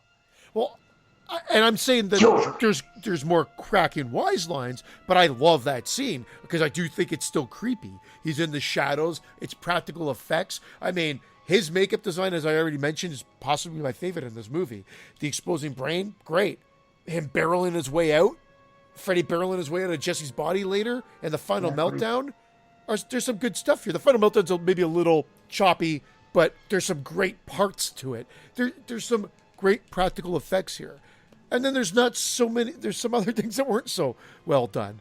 There's some lazy, sloppy kills. Yeah, even when the gym teacher after Oh my he comes God. out of the gay bar and suddenly makes Jesse run laps at the fucking school. That While was he's weird. still in his S&M gear. Well, is that a dream? See, that's the thing about this film. This is what they did in this movie. Nobody in this movie lays down, goes to sleep, and fucking dreams Freddy. Doesn't happen. They took that out of the equation. The only one that does anything with dreams is Jesse. So all this is Jesse's dream. He dreams these things. So I shouldn't say always. Watching it this time, I tried to decipher it once and for all because of the show. And I'm thinking, maybe Schneider did show up dead. And maybe he was scarred up. And maybe they just found him that way. And he wasn't in S&M clothes at all because he even said maybe he was working late. That's what Grady said when he saw him. Maybe none of it really happened that way. And maybe Jesse just dreamed about going to the gay bar because Grady put that in his head. Because why would he just randomly go to a gay bar? Makes no sense at all why he would go there. I think Freddy led him there. I thought that's the whole thing. Yeah, Freddy has possessed him, and he's doing the killing through Jesse. They even show some scenes where they pan back to Jesse wearing the glove, which is fine. And you know, it's hard to tell when he's sleeping, sleepwalking, daydreaming. That's part of the issue with it. But where it ultimately jumps ship is the pool party. I mean, but you miss it. I agree with that. But back to the teacher, back to Schneider. There's no that wouldn't if Jesse's having a dream. You know, Freddy knows that Jesse's having beef with Schneider. So okay, why not kill him? This is a guy he doesn't like. Let's see if I can get him killed. Okay, this is what I want. I want to kill. He doesn't like Schneider. This is what I'll do. Jesse falls asleep and fucking. Now, do they find him later on with no shirt on? Is that after Schneider's death? He gets brought back. He gets brought back naked to his parents. Does this belong to you? Yeah. Okay, so that is it. Okay, so that definitely. I'm not saying it's obviously the realm of possibility. But he's sleepwalking. He's sleepwalking. Is what's essentially happening. Yeah, why can't it be just that? And Freddy kills Schneider. And that's it. Without all that stuff of him making him run laps and everything else. If you're thinking about it from a dream perspective, maybe it doesn't have to be, face value the way we're seeing. Because honestly, we don't know what's going on later. In the third act of the film, I think that there's times where you could say that they are talking to Freddy or they're talking to Jesse. You don't even know. Because when Freddy comes out of Jesse in Grady's room, Jesse's gone. His skin falls. He should be dead. There should be no more Jesse. I know. Yeah, but then after you see Grady killed, you pan back to Jesse. And it's in his hand in the mirror. I get it. It's sloppy. It is very sloppy. Or is it? Yeah, I've always thought that it's sloppy. But maybe it's just a different perspective. And maybe at the end of the film, when all that crazy shit's going on, and the guy's talking to Freddy, saying, "Hey, we just want to help you." Maybe it's not Freddy that we're seeing. Maybe it's not Freddy that he's seeing. Maybe he's seeing Jesse. We're seeing it as Freddy because we're in the know because we're the viewer of the film. No, I don't think so. Because at that point, Jesse's at Grady's house. Yeah, I think they should have. Once Freddy came out of him, it should have been Freddy. They should have not had the scene of him showing up back at the party, covered in fucking blood, left, right, and center, and then turning into Freddy 2 seconds later again. So they might as well, at that point, somehow worked it in that it cuts back to her trying to get ready to find him, and then he pops up as Freddy there already. They've already brought him into the real world. It's already been a done deal. I don't even have a problem with that. And I'll go so far as to say that I think the pool sequence has managed to wedge its way into horror icon status as a scene that people will remember. Whether you like it or not, but it's a scene that people actually remember. So I think it's an epic scene because it's mass chaos. He jumps through the window and vanishes and pops up. That guy tries to talk him down. He gets sliced up. You're all my children now. There's a lot happening there. Father comes up with a shotgun trying to blast him.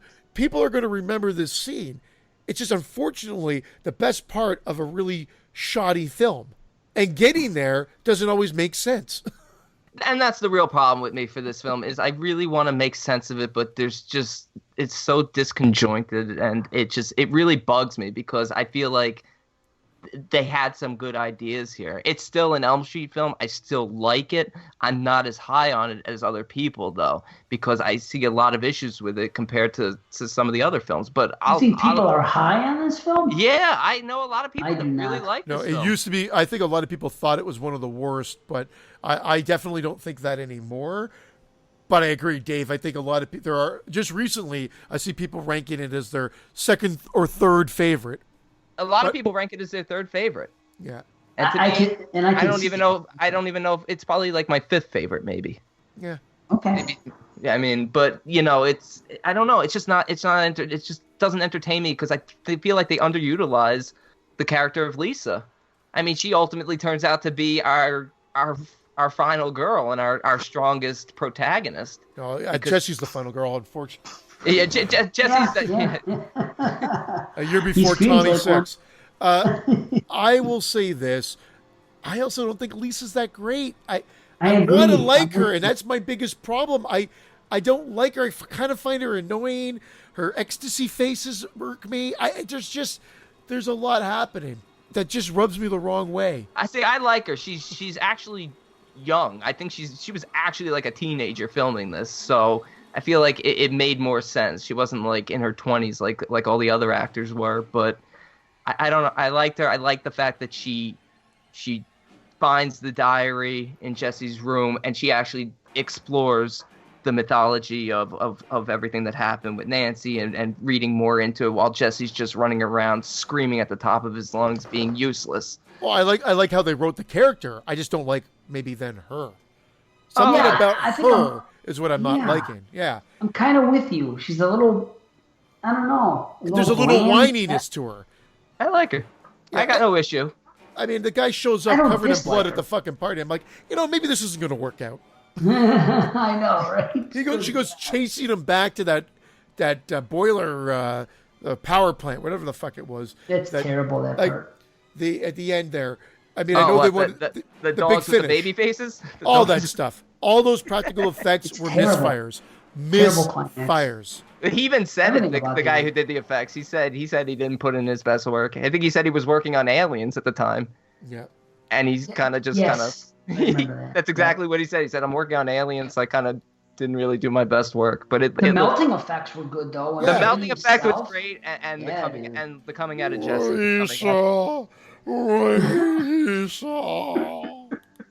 Oh my God! I was almost expecting him to switch and start saying Cordell. Cordell. Dude, Freddy is so weak at the end of this film. All of a sudden, he gets so weak so quick, and I don't really know why. It's love. Love conquers Yeah. all. In the first one, you turned away from it, and this one, it's the love conquers all, which has been, I think, done to death as well in some of these movies. Defeat the monster by sucking face and loving them. I don't mind that because they're dealing with possession. So the fact is, the idea is Freddy is taken over Jesse, and there's only like a shred of Jesse left. And Freddy hints that Jesse's completely gone, but Lisa won't give up. She's pleading with him, telling him she loves him, and ultimately the kiss sets him free. It's cheesy, whatever, but at least it makes sense. Unlike, when the hell is Jesse dreaming? When the hell is he killing as Freddy? When the hell is Freddy killing? What the hell is going on? Well, they drag out a lot. Like I said earlier, there's way too many scenes of Jesse just waking up and like covered head to toe in wet, and then In wet. yeah, Yeah, but they're cool scenes, though. When you went the first time with all the melting shit, Yeah. that's fucking great. yeah, but That's then, Yeah, well, really that's cool. because the father had the thermostat at 97 degrees. hey, Yeah, let's he talk did. about the father. Clue He's great. is Clue's fucking great. fantastic in this. Well, he's great He in needs almost a good everything else. goddamn kick in the ass. Yeah. He's the best part of the documentary. Oh, He's hysterical, absolutely isn't he? everything he says is absolutely hilarious. And his reactions are great. But no, he had some great lines in this movie too. But there's just so many misfires. Like, I mean, the bird scene. Oh Amazing. I God! love it so much. It's one of my favorite scenes of all time in any fucking movie. It's so fucking funny. It's so bad, but it's good. It's great. Why would that happen? It's We should great. change, It's we should change our names then to the Exploding Birds. and how big the bird got when it exploded. It was a normal sized parachute, and then all of a sudden it quadrupled in size right when it blew. How about the rational explanation? How about the rational explanation the father has? Oh, it must have been the cheap seed you bought. Yeah. the cheap seeds. And then he says to Jesse, "This was all you're doing. What'd you use? A cherry bomb? You set this up." Goddamn cherry bomb. Yeah. Like the fuse of that thing would have been like, I got to have this thing lit and wait like for 2 minutes with this bird flying around. And the feathers that come off of that when the thing explodes. The feathers are falling for like 10 minutes afterward. I love it. There's always feathers falling in these movies. Yeah. It's 1, 2, and 3 for sure. It's a motif. Yeah. Falling feathers in Nightmare on Elm Street movies. Yeah, I don't know. Hey, since you got the feathers, why don't you tickle my ass? The worst thing I notice in this too is like that scene where he goes into his sister's room and she's jumping rope. She doesn't have a bed. She doesn't have a bed? She's just jumping rope in the room. That's all that's in the room. Oh, no bed. They could have taken this film to the next level if he had killed his sister. See, I thought that was cool. I never realized he didn't have a bed because I thought it was so cool that somebody thought to say, hey, let's have the sister be the jump rope girl. I think that's fucking clever. I was being a smartass there. That is a great sequence. That is actually a great sequence. Him finding the gloves is good. There's some good stuff here. Yes. When you see Freddy hiding them, that's actually kind of scary. When he's having that dream, imagine that being you. You fucking have a dream, and you look outside your house, and you see something, and you see someone in your basement putting fucking, taking the gloves out of the fire and doing shit. That's fucking scary, man. Damn. Again, there's some stuff here that scared me when I was younger, but I admittedly knew it was lacking as well. Even at that young age, I thought, this is cool, but something's just not working. Some of the effects, even though we talk about the good ones, some of the opening scene with the bus driving into the desert, that was so great. I thought it was cheesy as hell. What? Okay, back to what Christian just said about being a kid. This was the first one I saw, and I got a funny fucking. You guys are gonna laugh at me, but what the fuck ever. I never saw part 1. I don't know why, but when part 2 came out, it was advertised, and they gave him a name. To me, that legitimized the fucking the series. When all of a sudden they said Freddy's Revenge, I was like, oh, who's this Freddy? There's a new icon in horror. I got to see what this is. So I drove to fucking Rite Aid on my bike, which was not a very long ride, but it's not a place I would ordinarily ride, by myself. And when the movie came out on DVD, on fucking VHS, I stayed there on a Saturday because people run it on Friday nights. I wanted to see this movie so bad when it came to VHS that I drove to Rite Aid and I told the fucking clerk working at Rite Aid that I'm waiting for Nightmare on Elm Street 2 to come back. And I stayed inside Rite Aid all fucking day waiting for someone to return the fucking VHS. I think that story is 95% true. I think you actually said to the clerk, I'm waiting for that new Mark Patton film to come back. Yeah. That's why you drove to Rite Aid, rode your bike to Rite Aid to get the cover Mark Patton. The cover art on this one was that shitty cover art of just Freddy with his gloves, and there was all the fire in the background. Suck in this fucking franchise. Well, see, I disagree. Inaccurate. I know, but I like where they went with. I like 1, 3, and beyond, but 2 for they're some inaccurate. reason. Period. That's the problem. They don't suck. Let me rephrase it. Who needs accuracy? Okay, fair enough. They do look cool, but they're not accurate. So I have a problem with each and every one, which is strange. It's just, I don't know. It's the way I feel. But Sleepaway Camp, there was never a knife through a shoe, was there? It's not medically accurate. I suppose it could have happened. You have to kill a shoe now. No, the cover they have now is him embracing the girl, looking in the mirror, and it's a skeleton. It's the skeleton with the claw. But that's not the cover that I had when I rented it. It was just a close up of Freddy's face, him kind of snarling, holding the blades up, and it was like a fiery background to it or something. And that's Jesse and Lisa. And look, you see the giant bird in the background in this one. The giant bird. Before it explodes. The lightning's hitting him and he's about to explode. And how about, speaking of gloves, no glove in this fucking movie half the time. That's a problem I have, that there was no glove. When he comes into the real world, it's almost like they've come out of it. They become part of him, like Videodrome. Yeah. It's almost Videodrome. It's like the hand and weapon have become one. He's an extension now of Jesse. You see the glove when he sleepwalks and he falls and it's on the ground, but No, Definitely underutilized. And I don't know, listeners out there, if you notice this too. I always find every revelation takes a second. Like when he's, wake up, little girl. It seems great. Jesse, it's okay. Go back to bed. and then That's cool. And then he puts the cover up, and he's wearing the glove, and it makes a ching, and then he reacts. Yeah. And then it's like everything just takes like two beats too many to realize I'm wearing the glove and it made a noise and now I'm reacting to it. I was just like, oh, for fuck's sake. That's true. And speaking of that ting, I do like the soundtrack in this film. I'm very sad that they strayed away from Bernstein's fucking brilliant, epic fucking score of the first one. But what Christopher Young does in this one, very true to this film. It's good and it works. And I wish you could get it and you can't. You cannot fucking find this sound. I go on like Apple Music and they have like, I listen to Sinister 1 and 2 fucking from Christopher Young. I listen to tons of Christopher Young's work, and this one is not on there, and it's disappointing because I think it's cool. I mean, it fits this film. Again, I'm disappointed because I'm thinking if I'm making this film, that was epic, that score in the first one. I'm definitely going to use it again. Why would I not? But they didn't. But at least they got this creepy type of score, which adds to the film. With a dark film, it's a creepy score. It definitely has pluses. It just gets too fucking confusing. It really does. Very confusing. And I tried to rationalize it earlier. That's what I'm saying. I want to be able to say, hey, this is what it was. Maybe it's really Jesse the whole time. Maybe it's a dream. And these are just thoughts I had this time watching it because I wanted to be able to come here and completely rationalize it. But I also have it on my notes. The movie's ultimately just too confusing. You don't know what really is what. And for a short running time, this is the shortest one in the franchise. It runs very slow. Christian, did you just send that picture of the old cover art? Yeah, I hate it. That's right. That's the cover art. So if you guys are out there looking, you'll see it's because you don't see this cover art anymore, but that was a VHS cover art, and it's just Freddy peeking around with fire behind him, and it's like a blue background with not even the Freddy house on it. It's just bizarre. Yeah, anyway, horrible.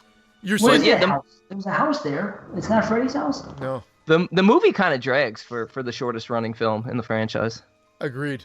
It's like an hour and 25 minutes. Towards the end, I really like the setup. I really like the first act here. I like when he meets Grady and the girl and everything that goes on. I like Grady as a character too. Robert Russell's fucking pretty solid. I like the opening dream. I like all that shit. I didn't mind the characters. I just feel like the story's just a mess, and I feel like that's where it failed for me. Yeah, I like Clue. I like Clue. I like Grady, and I like the pool party. I actually like that massacre sequence. I think they went for something big there, and yeah, I don't care that Freddy's out in the real world at this point because they set that up for the story here. I think that pool sequence is epic. The downfall is it happens to be in a weak installment. I just have one question. Do you think Grady really threw his grandmother down the stairs? Why did he go to the party? Because he was grounded. I don't think for that. I think he was just being a smartass. But I just think he was grounded for something else. He's a troublemaker type of kid. You know, he's a smartass. He probably didn't throw his grandmother down a flight of stairs, but I don't know. If he did, I think he'd get a little more trouble than that. Carrie wanted to get with him. He should have gone to the party and gotten with Carrie. Oh, I like her. I definitely like that girl. She's another character in this film I like. She's attractive. Yeah, I thought the females were underutilized in the film. I liked Lisa too. I liked Lisa and Carrie, and I felt like maybe they should have been used more. Well, maybe because of what we talked about, the subtext of all the gay. Oh, but without a doubt. But if you're going to do that, then at least make the story make sense. Okay, there's two things I have to bring up. The dance? The dance, of course, which is fucking...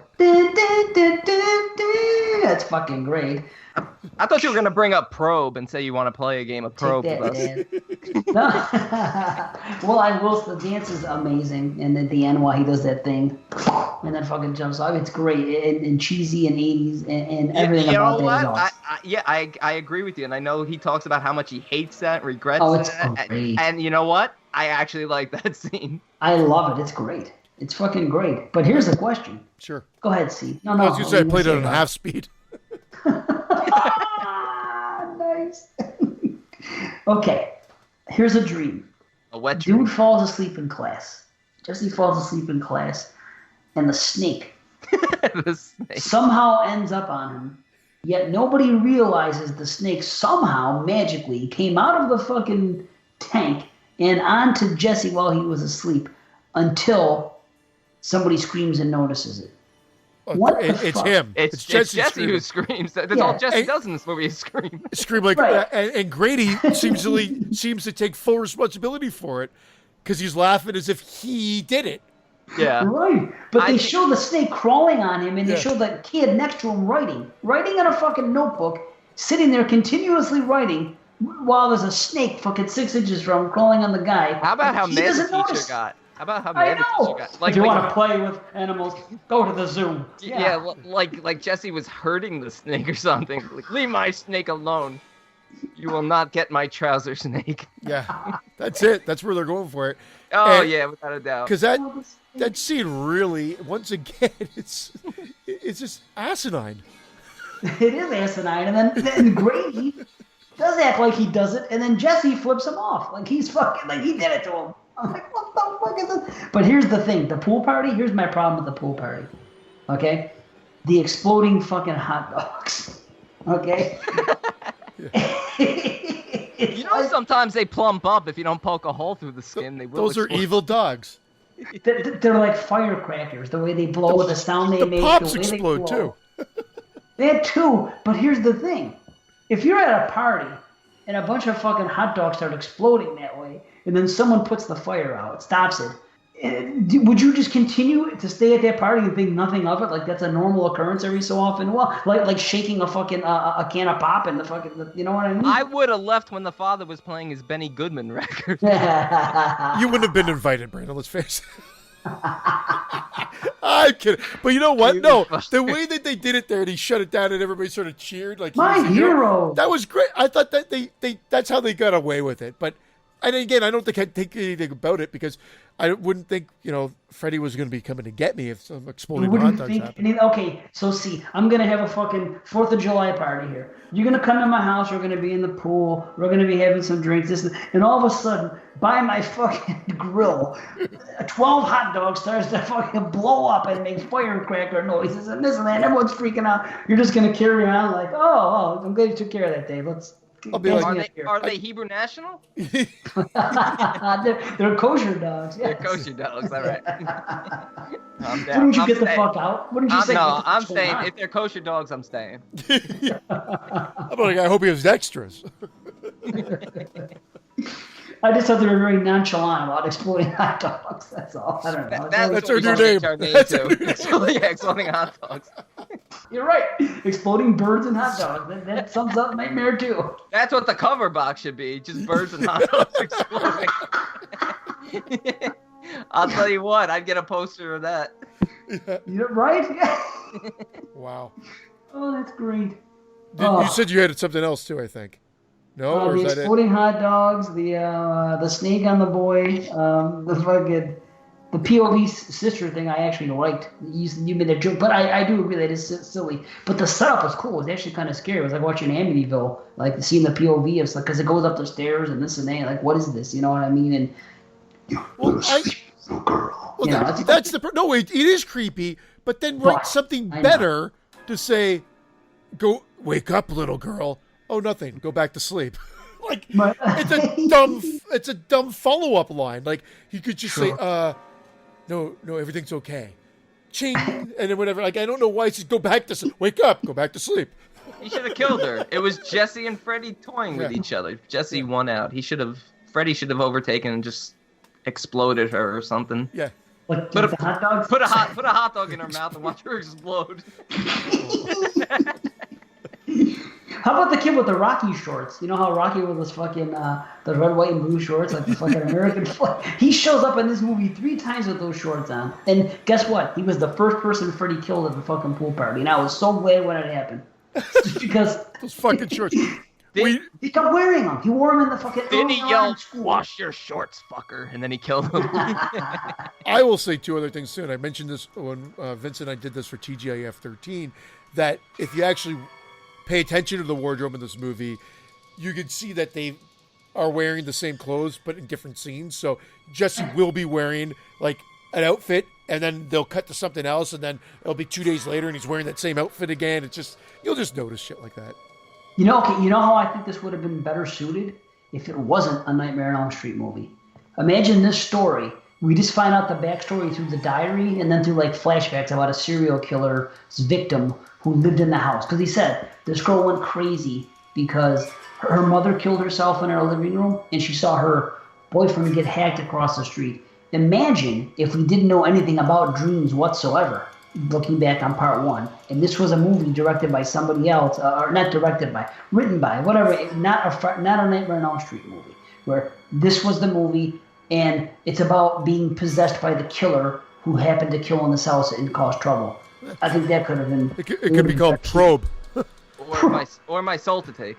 Probe because they're probing for the truth, and because of all the overtones. Yeah, my whole to take. My whole to take. Almost like it's a Hellraiser movie, but without the and Pinhead wedged in, like a script that they used for Hellraiser. This is almost like the script they used, but they did make this specifically as a nightmare script. But I hear you; it could have played out very easily. It's just, my whole to take. Yeah.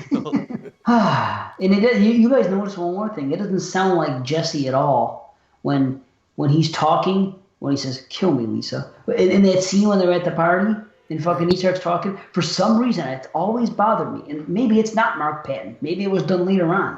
But when he's talking to her, it doesn't seem like fucking it's Jesse's voice at all. It's so weird. But I don't know if anybody else noticed that or not. But it's always been. I know what you're saying. Yes. Yeah, and then you hear Freddy. There is no Jesse. I'm Jesse now.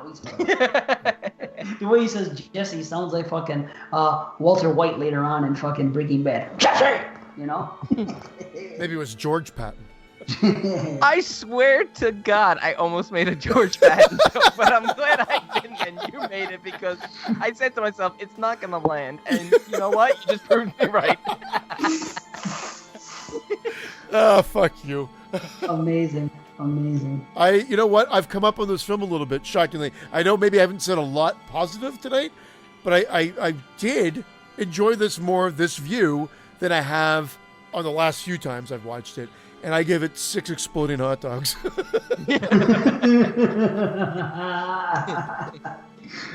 Wow, nice. Same rating as me. It's definitely 6 out of 10. Yeah, I wanted to come in a little lower, but I'll stay at a 6 as well.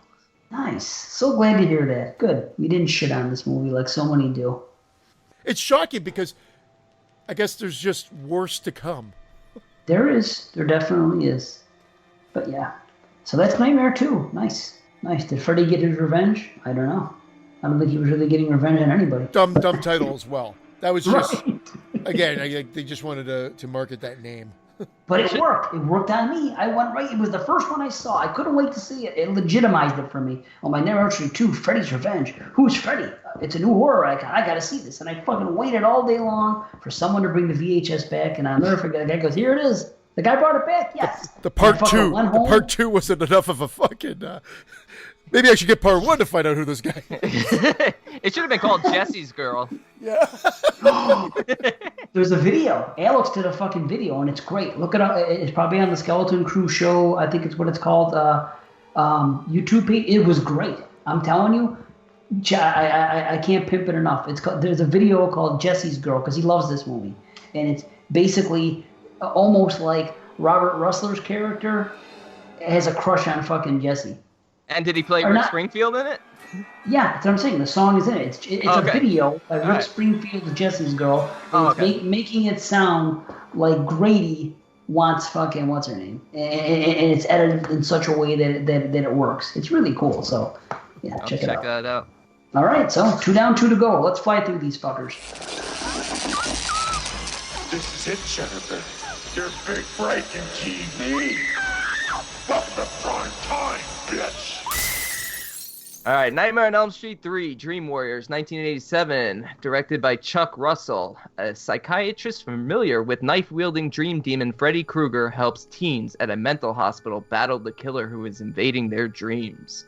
Now, this was written, originally Craven and Bruce Wagner had like a really ambitious script, but then Frank Darabont and Chuck Russell, I think, kind of rewrote things. And I think they're the ones who are mainly credited with this. I'd like to know who wrote what, because there's a lot of writers credited for this. Yeah, I hear you. But this, Dream Warriors, obviously one of the standouts in the franchise. Well, what it looks like is, or sounds like, and again from the retro standpoint, is that Bob Shea could not seem to just make a decision or something. Like, it always seemed like he did not like the idea that was being presented and wanted to pursue other options or whatnot. So the great thing about this is that it is the most fun sequel. I was shocked to hear that there were issues with Chuck Russell on the set, and that people had problems with him from the acting standpoint because he was too focused on the effects. But for a movie like this, you want the acting to work, and it does work. So obviously he focused his attention on the right area. Yeah, but it did sound like he was real pricky to a lot of these actors. In particular, Patricia Arquette, considering she couldn't remember any of her lines at the start of filming. Yeah, it was surprising because you usually when you watch these documentaries and you hear about all the stuff going on in production and on the set and everything else and it being a disaster, the movie usually ends up suffering as a result. And in this case, there's little to nothing that I can say is wrong with this film. I love that little opening quote from Edgar Allan Poe. Oh, it's great. Yeah. Sleep, those little slices of death, how I loathe them. That's I love the whole credit sequence with the paper mache and creating the house.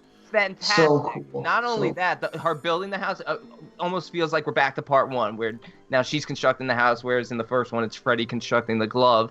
But then immediately she dreams herself into her paper mache house, which is awesome. This movie just feels bigger right out of the gate. Oh, absolutely. And you know what? Like, I know there are people out there already saying, what the fuck? There's been no mention of Dawkins. And we're not going to talk about that.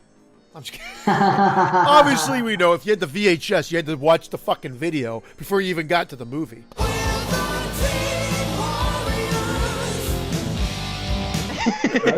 Right? It was great at the time. Yeah. No, it was great. Dawkins fun, but Dave, did you wait at the video store for that one to come back? No. This is the movie. No. This is the movie I saw with a bunch of friends on a Friday night, and it's one of those experiences that every time I watch it, there's so much I love about it, but it's always very nostalgic for me. The end, for some reason, when the movie ends and you see that light come out of the house, the paper mache house, and the credits roll, and it's the Dawkins song, it always takes me back to the first time I saw it in the 1980s. And just what a great time to be alive, and just everything going on. It's just on top of it being a great movie, when you add nostalgia to it as well, it's a real special movie to me. Like I know I ended up rating Nightmare 1 higher, and that's special too. But this movie has more nostalgia in it than a lot of other horror movies for me. Period. So it's always gonna Yeah, I rate Nightmare 1 a perfect film. We just did that, obviously, but I definitely come up on this one the more I watch it. I've always loved it. I don't think I've ever rated it super, super high. But the more I watch it, the less issue I take with it. There are a few things that I have issues with, but nothing that really ever detracts from the joy of the film. But it's got such a strong opening with her dreaming herself into that house and the scene with the little girl.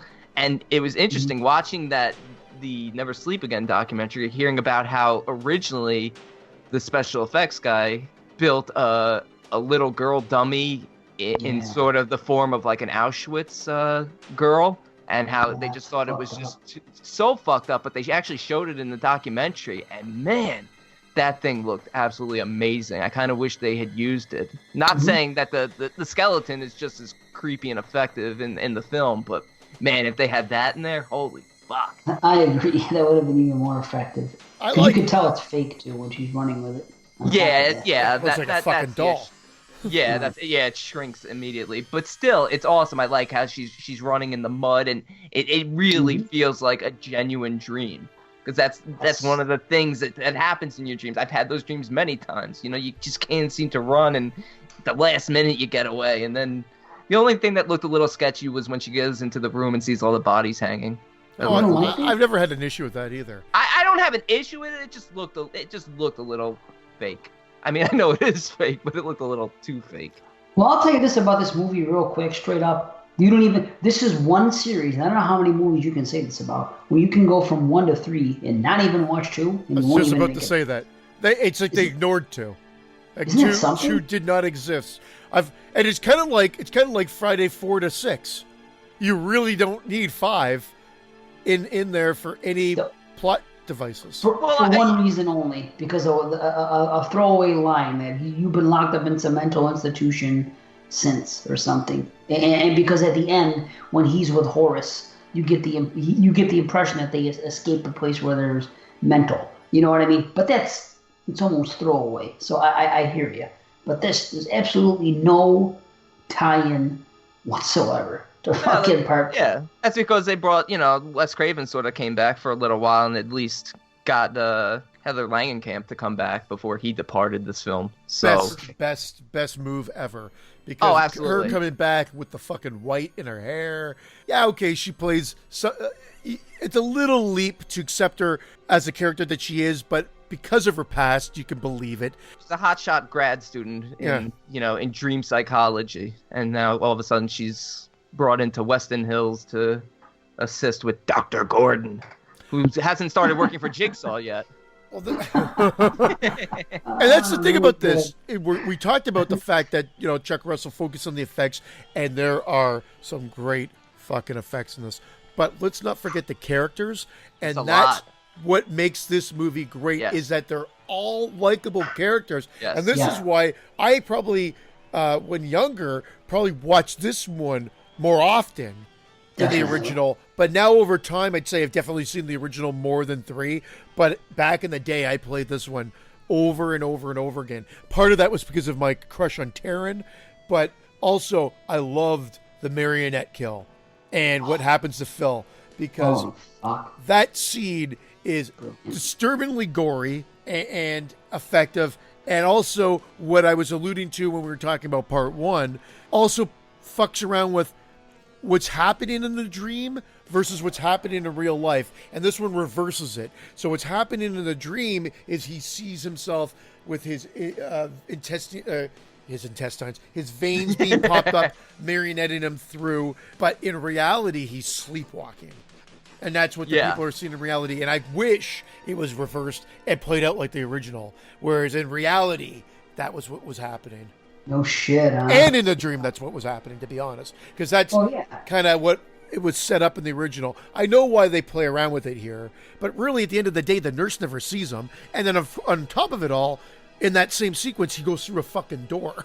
That's the only problem. You're right. That's the issue. If he's going to walk through the door, show the tendons, show the veins hanging out, because at this point, it doesn't kind of make any sense anyway. But it still works. It'd be cool if the kids at least saw it, because they're all obviously linked up, having dreamt about the same man being the last of the Elm Street children. Yeah. You know what? I said it last time, maybe on the Slasher show, whichever it was.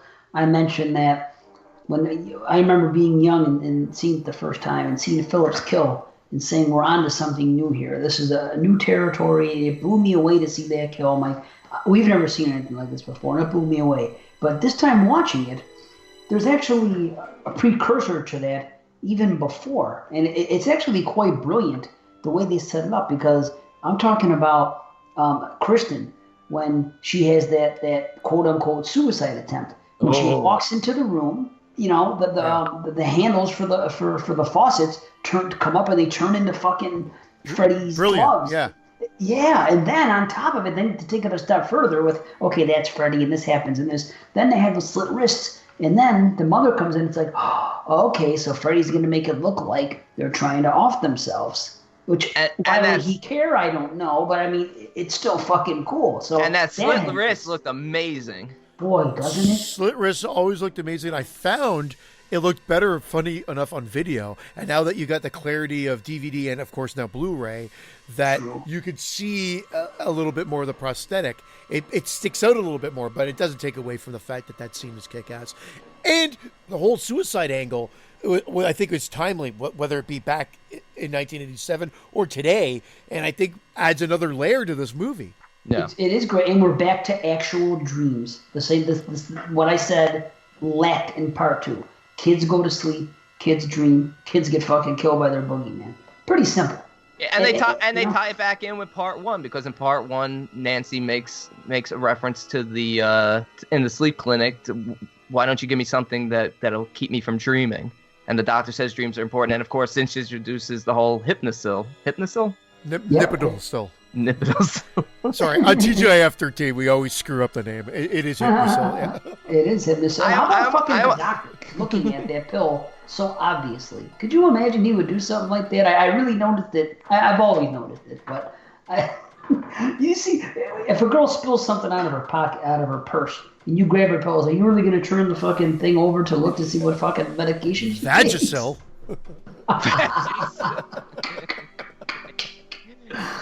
Oh, fuck. Just put you on the do not disturb list. That marionette, I love the fact that they introduce the characters first. Of course, you get to know everybody. Even if it's one scene, you get to know everybody. So when you meet Philip, they talk about him not being able to have a knife. But that whole scene where the marionette turns into Freddy is great. Great, as I already mentioned. But what this is starting to do already is Freddy's already put into the spotlight. So where he was in the shadows in 1 and 2, he's now in the spotlight. Right. No question about it. This is the movie that puts him in the spotlight. This is the full start of the cracking wise Freddy. But however, it is a great fucking start because everything lands in this movie.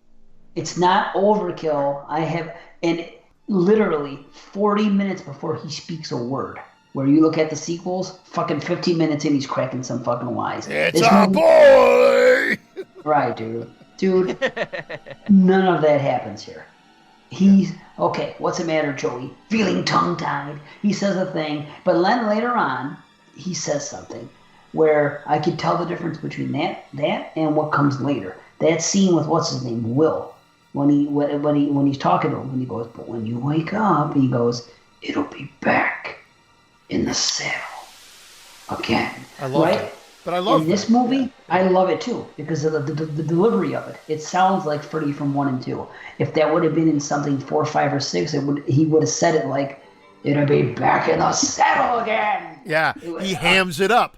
That's what I'm saying. It's still subtle, more subdued. I mean, the What a Rush. All the lines work. Still. Yes, they do. And that's because it's a package deal. You're getting it with great performances. You're getting it with great effects. And it also looks good. And the nightmare imagery has been souped up a notch. Now we're starting to get set pieces, but they work. And so, Brandon, you're about to say something. No, I'd say if that line was in a later sequel, probably would have been "It's back in the high life again." Steve Winwood? Yeah, he probably would have started singing. Now, my issue with this film, and it's a good issue, is that, and you guys mentioned this earlier, is that there are so many characters that we just don't get enough time with some of them. Well, I love all the Dream Warriors. Yeah, I wanted more. I kind of wanted more group therapy scenes. Straight talk only. Yeah. That was a blatant rip on part 2. Yeah. And I've said this before too. I feel that the movie gets a little episodic when the Dream Warriors become Dream Warriors and they start squaring off against Freddy, and it's individualized, where it's like the pillow feathers coming down, and it introduces Taryn and then Will, but they had to off them somehow. Yeah, but that becomes the problem when you have 5 writers involved. However, I feel like they still made this movie sensical and fun. Yes, you could use a little bit more, but then maybe we would have said this movie could have used 10 minutes trimmed from it. Who knows? Right now, I'm not saying that because this movie clicks along beautifully. I agree. Do you have any issue with Dr. Gordon being the one that sees Amanda? Yeah. I can't believe that's what I wrote down, and it never fucking bothered me until this time. And I was like, why wouldn't she come to fucking Nancy? Yeah, you know what? I mean, I didn't even have it written down. Wow. I'm just thinking about it now, and I'm thinking, Oh yeah. wouldn't Nancy be the one? Sorry. But still, that my note literally says Amanda comes to him and not Nancy! Exclamation point. Because it never Very it doesn't valid. bother me. You know why? Maybe because it right down to that last revelation of finding out who she is, even though I think I figured this out well before. I mean, I'm trying to think back to my first time watching it. I don't think there was any question of who she was. Again, the revelations after Nancy's funeral. I knew who she was from the second time on. Well, I'm trying to remember back, but I know the revelations at the end there, but I think that she knows so much that you just assume that she's the mother. Yeah, I think Yeah, But it just seems like the link to Dr. Gordon didn't seem to fit as much as it would have if it was Nancy. Especially, like, why is he seeing them now? He's been doing group with these kids. I don't know how long the kids have been there, but he's been doing group with the kids for a while. Why wouldn't it have happened earlier? Here's what's weird, because he says he's seen her. He goes, yeah, I've seen you at the hospital. You do charity work with so-and-so. And he goes, from time to time when I'm meeting. Yeah. So why would he be seeing her right along when Freddy hasn't really been in the picture? And she's been dead for fucking years. That's what I'm saying. Maybe it just has for to... her spirit to be involved. Maybe it just has to do with the simple fact that she knows these are the last of the Elm Street children, and she's around because she knows that Freddy's going to come for them. So she's making herself known to one of the leaders. And the other doctor, Dr. Sims, is Priscilla Pointer, who is Carrie's mom. Yeah, Carrie's. One of the Pointer sisters? I'm just burning, doing Carrie's mom. Carrie's Sue best Snell. friend's mom. Yeah. Sue Snell's mom. Oh, okay. Carrie's mom. It also And just shows Kristen's mom is the mom from the girl from Friday 5. What? Oh, in real life. Yeah. In real life, Brooke Bundy. Yeah, Brooke Bundy. Yes. Yeah. She is. She's the girl that does the there's a man with no life in his eyes. Yeah. You're doing that so well. I wish we were recording that. So do I. I wish the whole thing was recorded. We'd just be fucking gangbusters with ratings. You know, I like the mother's performance. I think it's under talked about. She's this nasty bitch, and she's sort of like this slut who just out sleeping with everyone. But she's clearly fucked up because she was part of this gang also that killed Freddy. True, but we find that out later, which is that's pretty cool though. Yeah. Yeah. Well, this movie, as mentioned with the marionette kill, has probably some of the standout kills that most people will remember from the series, even though we've all admitted that Tina's death in the first one is our favorites. But we've got the marionette, which is a fantastic kill. We've got the TV. Welcome to prime time, bitch. Welcome to that's a line that if that showed up in part 6, everybody would hate it. But it landed so well in this film, and it's such a great kill. The only issue is at this point, everybody should be on board that Freddy's getting them, because there's no. What did she do? Take a running start and leap headfirst into the TV? That's like 15 That's impossible. It's Exactly. impossible. Even if it was fucking at face level, you couldn't put your head through it. An old school TV like that. Believe me, I just carried one yesterday. They're fucking. What did you try? 100,000 pounds. I tried.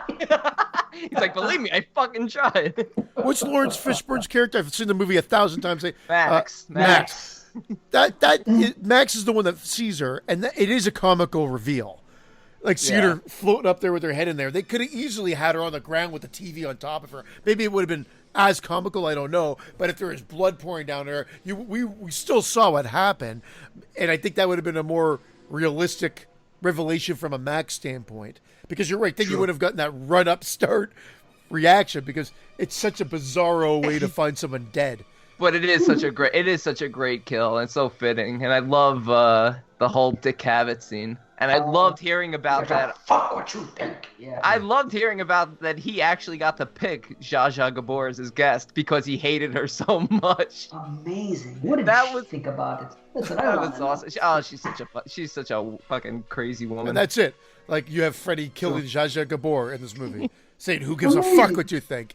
I mean, this is where comedy was coming out. Right. And here's what's funny. It landed. See, this is what's funny. His first lines in the movie were, "You big breaking TV." The first time he spoke was this fucking scene, except for earlier when he went, you when he was the snake Freddy. Which another brilliant thing that happened before. Oh yeah, we didn't even talk about that. The whole snake Freddy. That was fucking amazing. That might be one of the coolest things in any of the films.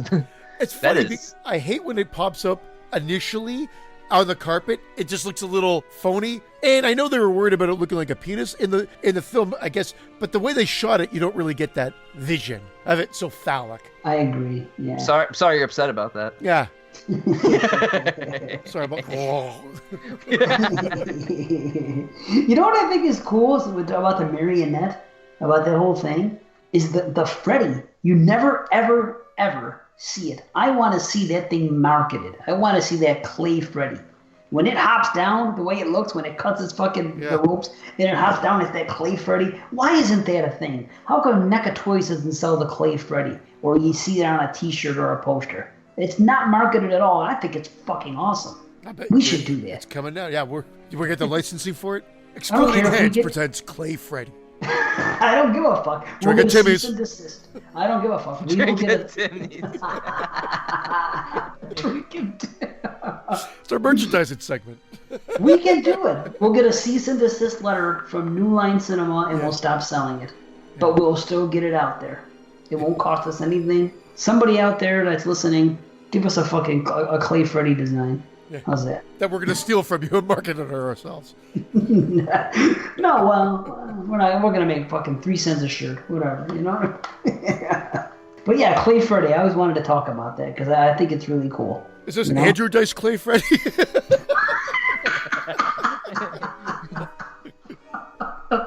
Hey, what's in the cup, bitch? Come and get him, bitch. Welcome to prime time, bitch. I'm sorry. Yeah, no, it was perfect. I was waiting for one of you to say it. That was great. We all had the other ones. Come and get him. I want to see fucking Dice's head on top of a TV, like Freddy saying, "Welcome to prime time, bitch." And you know, as we're covering these films, we keep referencing Never Sleep Again. For anyone who is obviously, most people have seen the franchise, but if you haven't seen this documentary, it's a 4.5 hour documentary, and it is so much fun. It is so much fun, and just seeing these effects that they built, and how oh my God, it's incredible that people are able to do this. I'm absolutely amazed and blown away. Kevin Yeager's makeup effects on fucking Freddy are pretty solid. Yeah, I mean stuff that I normally take for granted until you see the work that they go into, and you know the fact that Robert Englund has to sit in a chair for 4 or 5 hours every day. Well, this is iconic Freddy here. Here at part 4, no question, those are the iconic Freddys. However, I still think I like In the Shadow creepy Freddy from 1 and 2 more. Sure. Even though they're 2 different designs, I like those looks better. Mm-hmm. Absolutely. Yeah. Yep. But this is like we were talking about iconic Ash. This is iconic Freddy. Mm-hmm. How about this? There's a boy jumping rope in this movie. You know how it's always the girls, 1, 2, Freddy come a few. It's girls. This is the first time you see a boy, and then the opening fucking dream with Kristen. And when you see 2 girls doing the chant, there's a boy actually doing the fucking jump roping. Yeah, that was Mark Patton.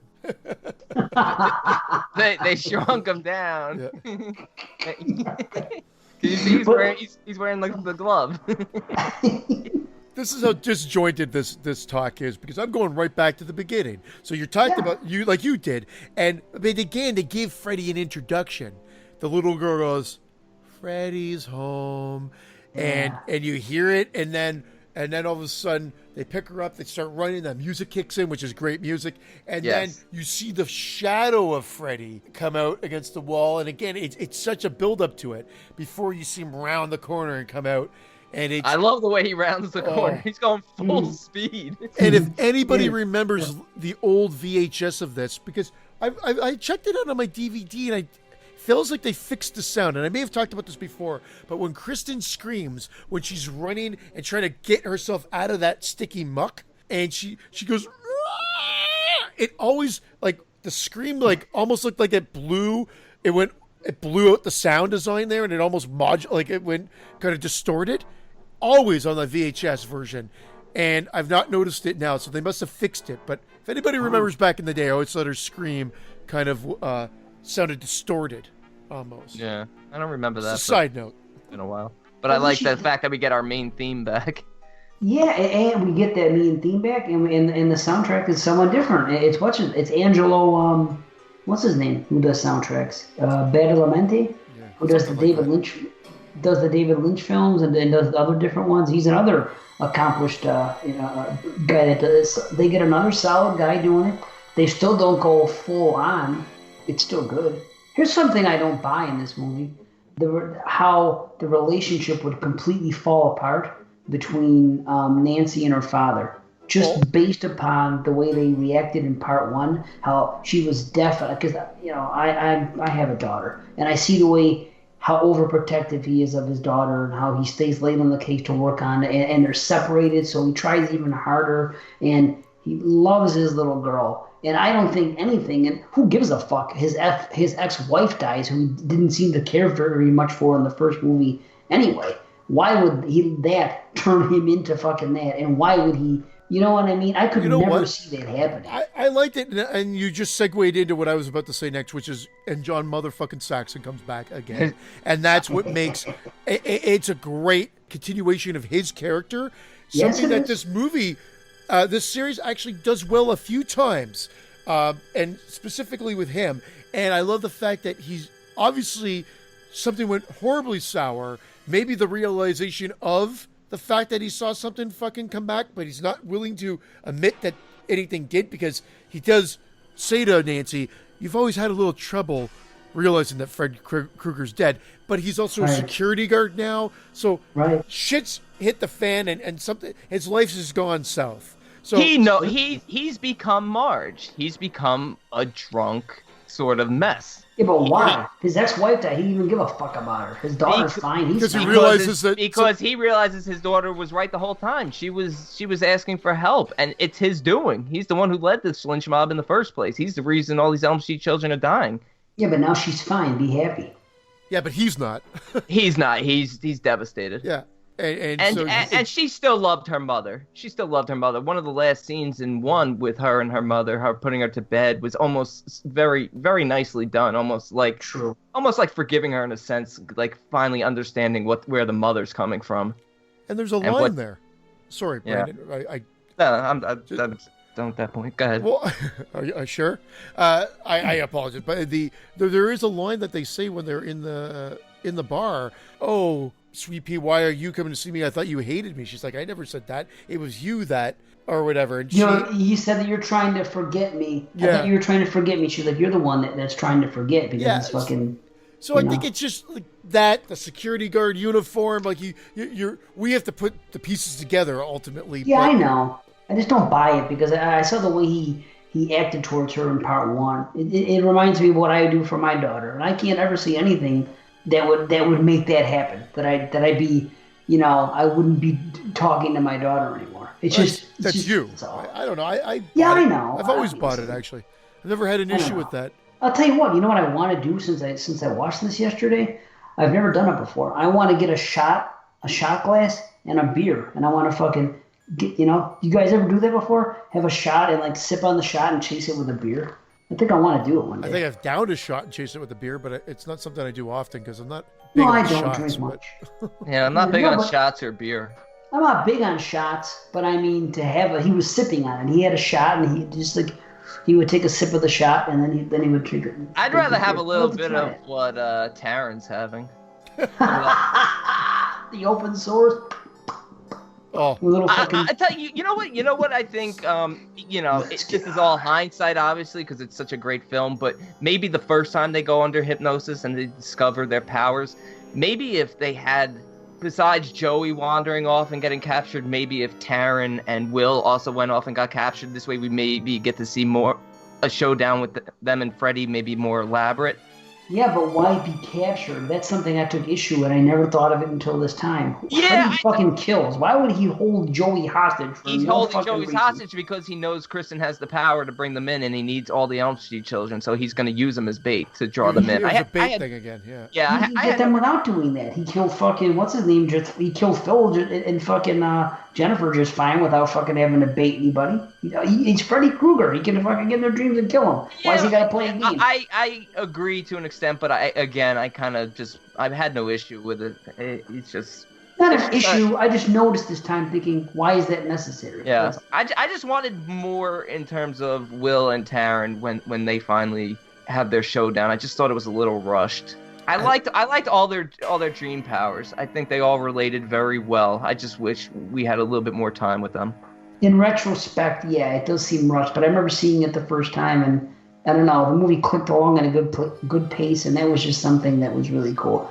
Now looking back at him saying, "I am the Wizard Master," it's a little bit cheesy, but whatever. It's cheesy, but it's fitting for the time, and I liked him. But I'm thinking more in lines of Taryn because you really get a lot of just images of her just looking like she's struggling really hard with her addiction. She has that run-in with that creepy fucking orderly who's offering. So I kind of wanted maybe a grander exit for her.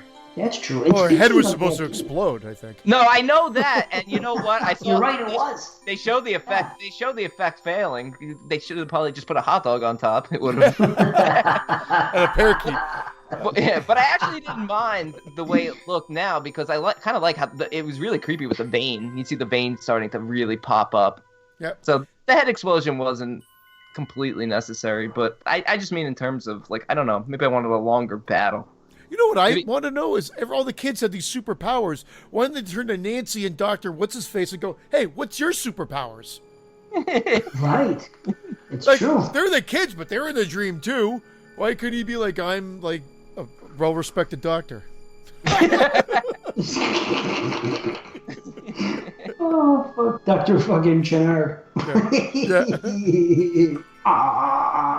Okay, how about this one? They're playing that game, right?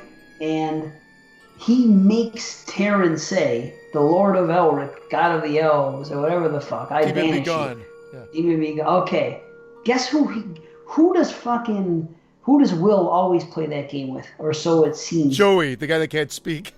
Thank you. Thank you. Maybe he just signs it. Joey's his roommate. That's the reason why he's playing with. He even says, no, you gotta say it. Well, what does he tell the Joe? Fucking, you can't play. That's why he does play with him, because he beats him every night. Okay, now I got it. Yeah, Joe is his roommate, and clearly, Will doesn't move around a lot, so it kind of works out. They're right there together with each other. That's true. Their handicaps help each other out. Yeah. Yeah, okay. Yeah. Speak no evil, walk no evil. Fuck. Oh, God, fuck.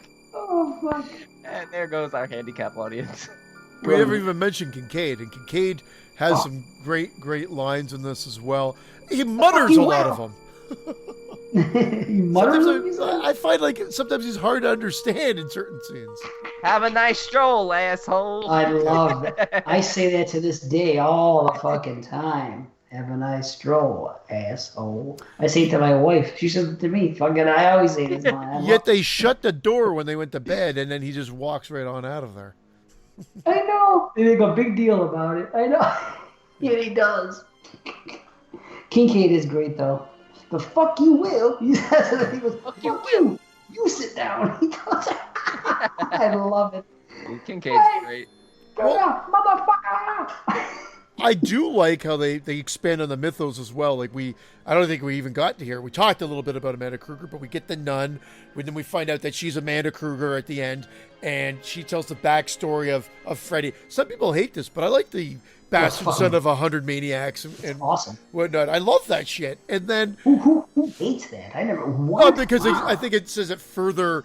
I guess it's humanizing him, but it's not really because it's such a brutal story that I think, so fitting. It's perfect that he was born of pure evil. Yeah, of just this horrendous act and raped for days, locked in the asylum. On that mythos, and then on top of it, where he was buried, or not buried, where he was stored, and how they have to now bury him. So going into the car junkyard, brilliant idea. I love how they go in the heart of it. They take it out. I love how the cars sort of come to life as if, from beyond the grave, he's fighting back. And then the nod to Harryhausen and then the skeleton. Awesome. Yeah, it's not as smooth as it could have been, But it works with the rear projection. The main issue with that's not smooth is when the skeleton picks up Nancy's father. He picks him right up by the balls. Watch where the hand goes. It grabs it just grabs his balls and lifts him right up in the air. Collar and balls, and then throws him I love back. when it's so. I love when he twists around and hits him with a shovel, too. For no reason. He does a little fucking twister-rooney. Yeah, it's great. Twister-rooney. And then when he's shoveling the fucking dirt on him, I love that the way the skeleton looks. Oh, yeah, I know I love skeletons. And he's fucking walking. He's going back and forth with his fingers, with his claws. Oh, I love it. I always wondered why he didn't just either completely bury him or kill the doctor. I know he's basically torn between the Dream Warriors and the junkyard. So that's it.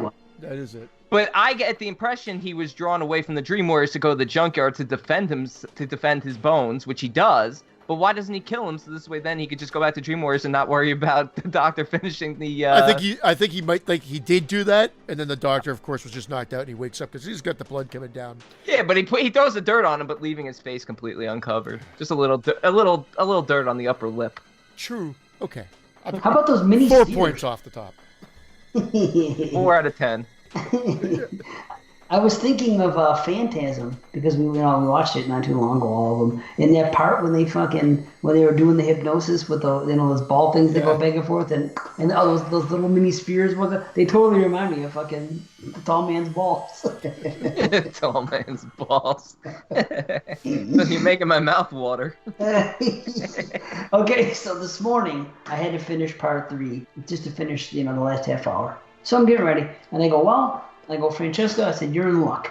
I said, you're about to watch the third act of this movie. This is one of the best acts of any horror movie ever. And you know what? I stand by it. At about the hour mark, that's when you see the conversation between, in half an hour, this is what happens. You see the conversation between Amanda Kruger and Neil, and you find out the story there. Then you get them going to see John Saxon, and then you get the whole fucking Dream Warrior showdown. All this shit happens in like a 30 to 33 minute fucking period, and it's amazing. It's it's one of the best acts in horror. Just that. You know what? I agree. I generally don't think about things like that, but it really is, and I love the landscape of that final act is fantastic, and I even love that little trick they throw in there where crossover, amazing. No, even before that, where Kristen wakes back up at the beginning of the film, and she thinks she thinks that she dreamt the whole thing. Yeah. And I'm like, wait, what? Like the first time you've seen that, you're like, what? It was all a fucking dream? I mean, you know, it's a little early, but then I said, where's the fucking bourbon? Yeah, that is great. I love it. I love that You line. could see the whole series evolve from that 1 second of Freddy being in a fucking tuxedo. That's where nice, I love it. Don't get me wrong. I love it. But there's where the series goes from that moment on. Because him in a tuxedo means him in a fucking chef's outfit, means super fucking Freddy, means everything else that comes after because they have to one-up it. That's Freddy all I'm saying. However, it still works here. That's fine. This is Evil Dead 2. What comes on next is Army of Darkness. It's the same type of fucking thing. On your chin. Anyway.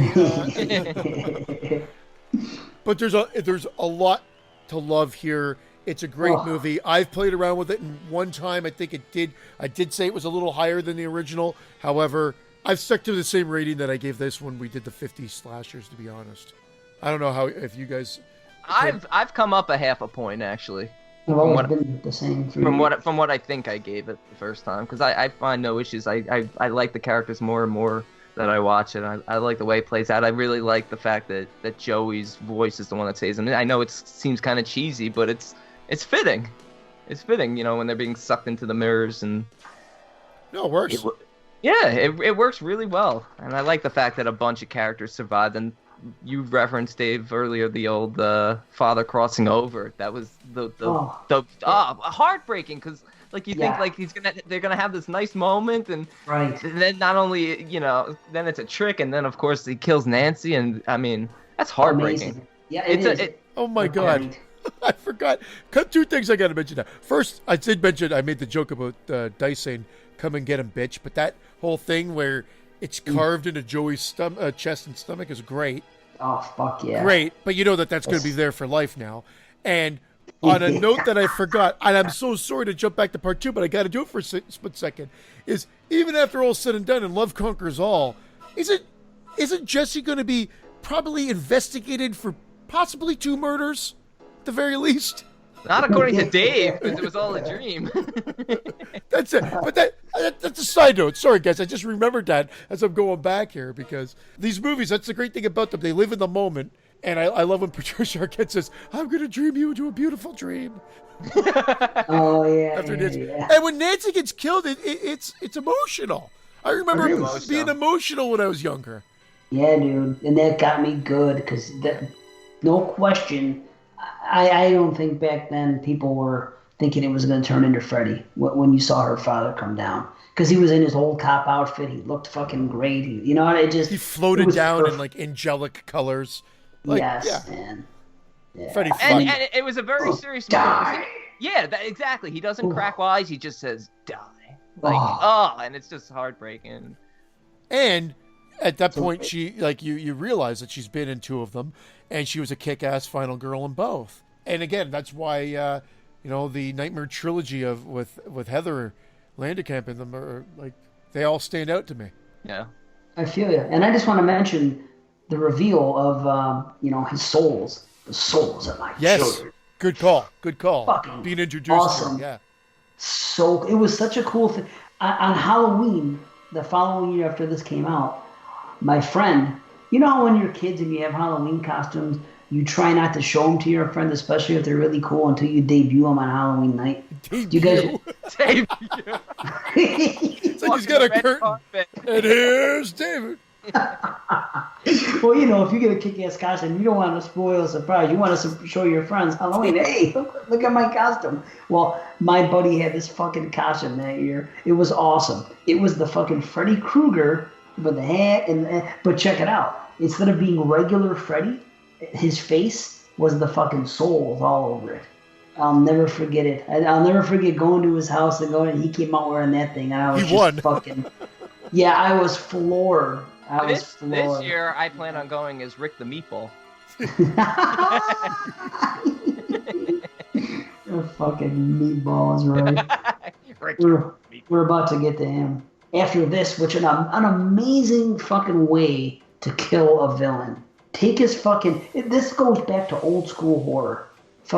Take their fucking remains and bury them. And then, just for good measure, throw fucking holy water on them. Because a mother came back from the dead who just so happened to be a nun to say, do all this, and this ends evil.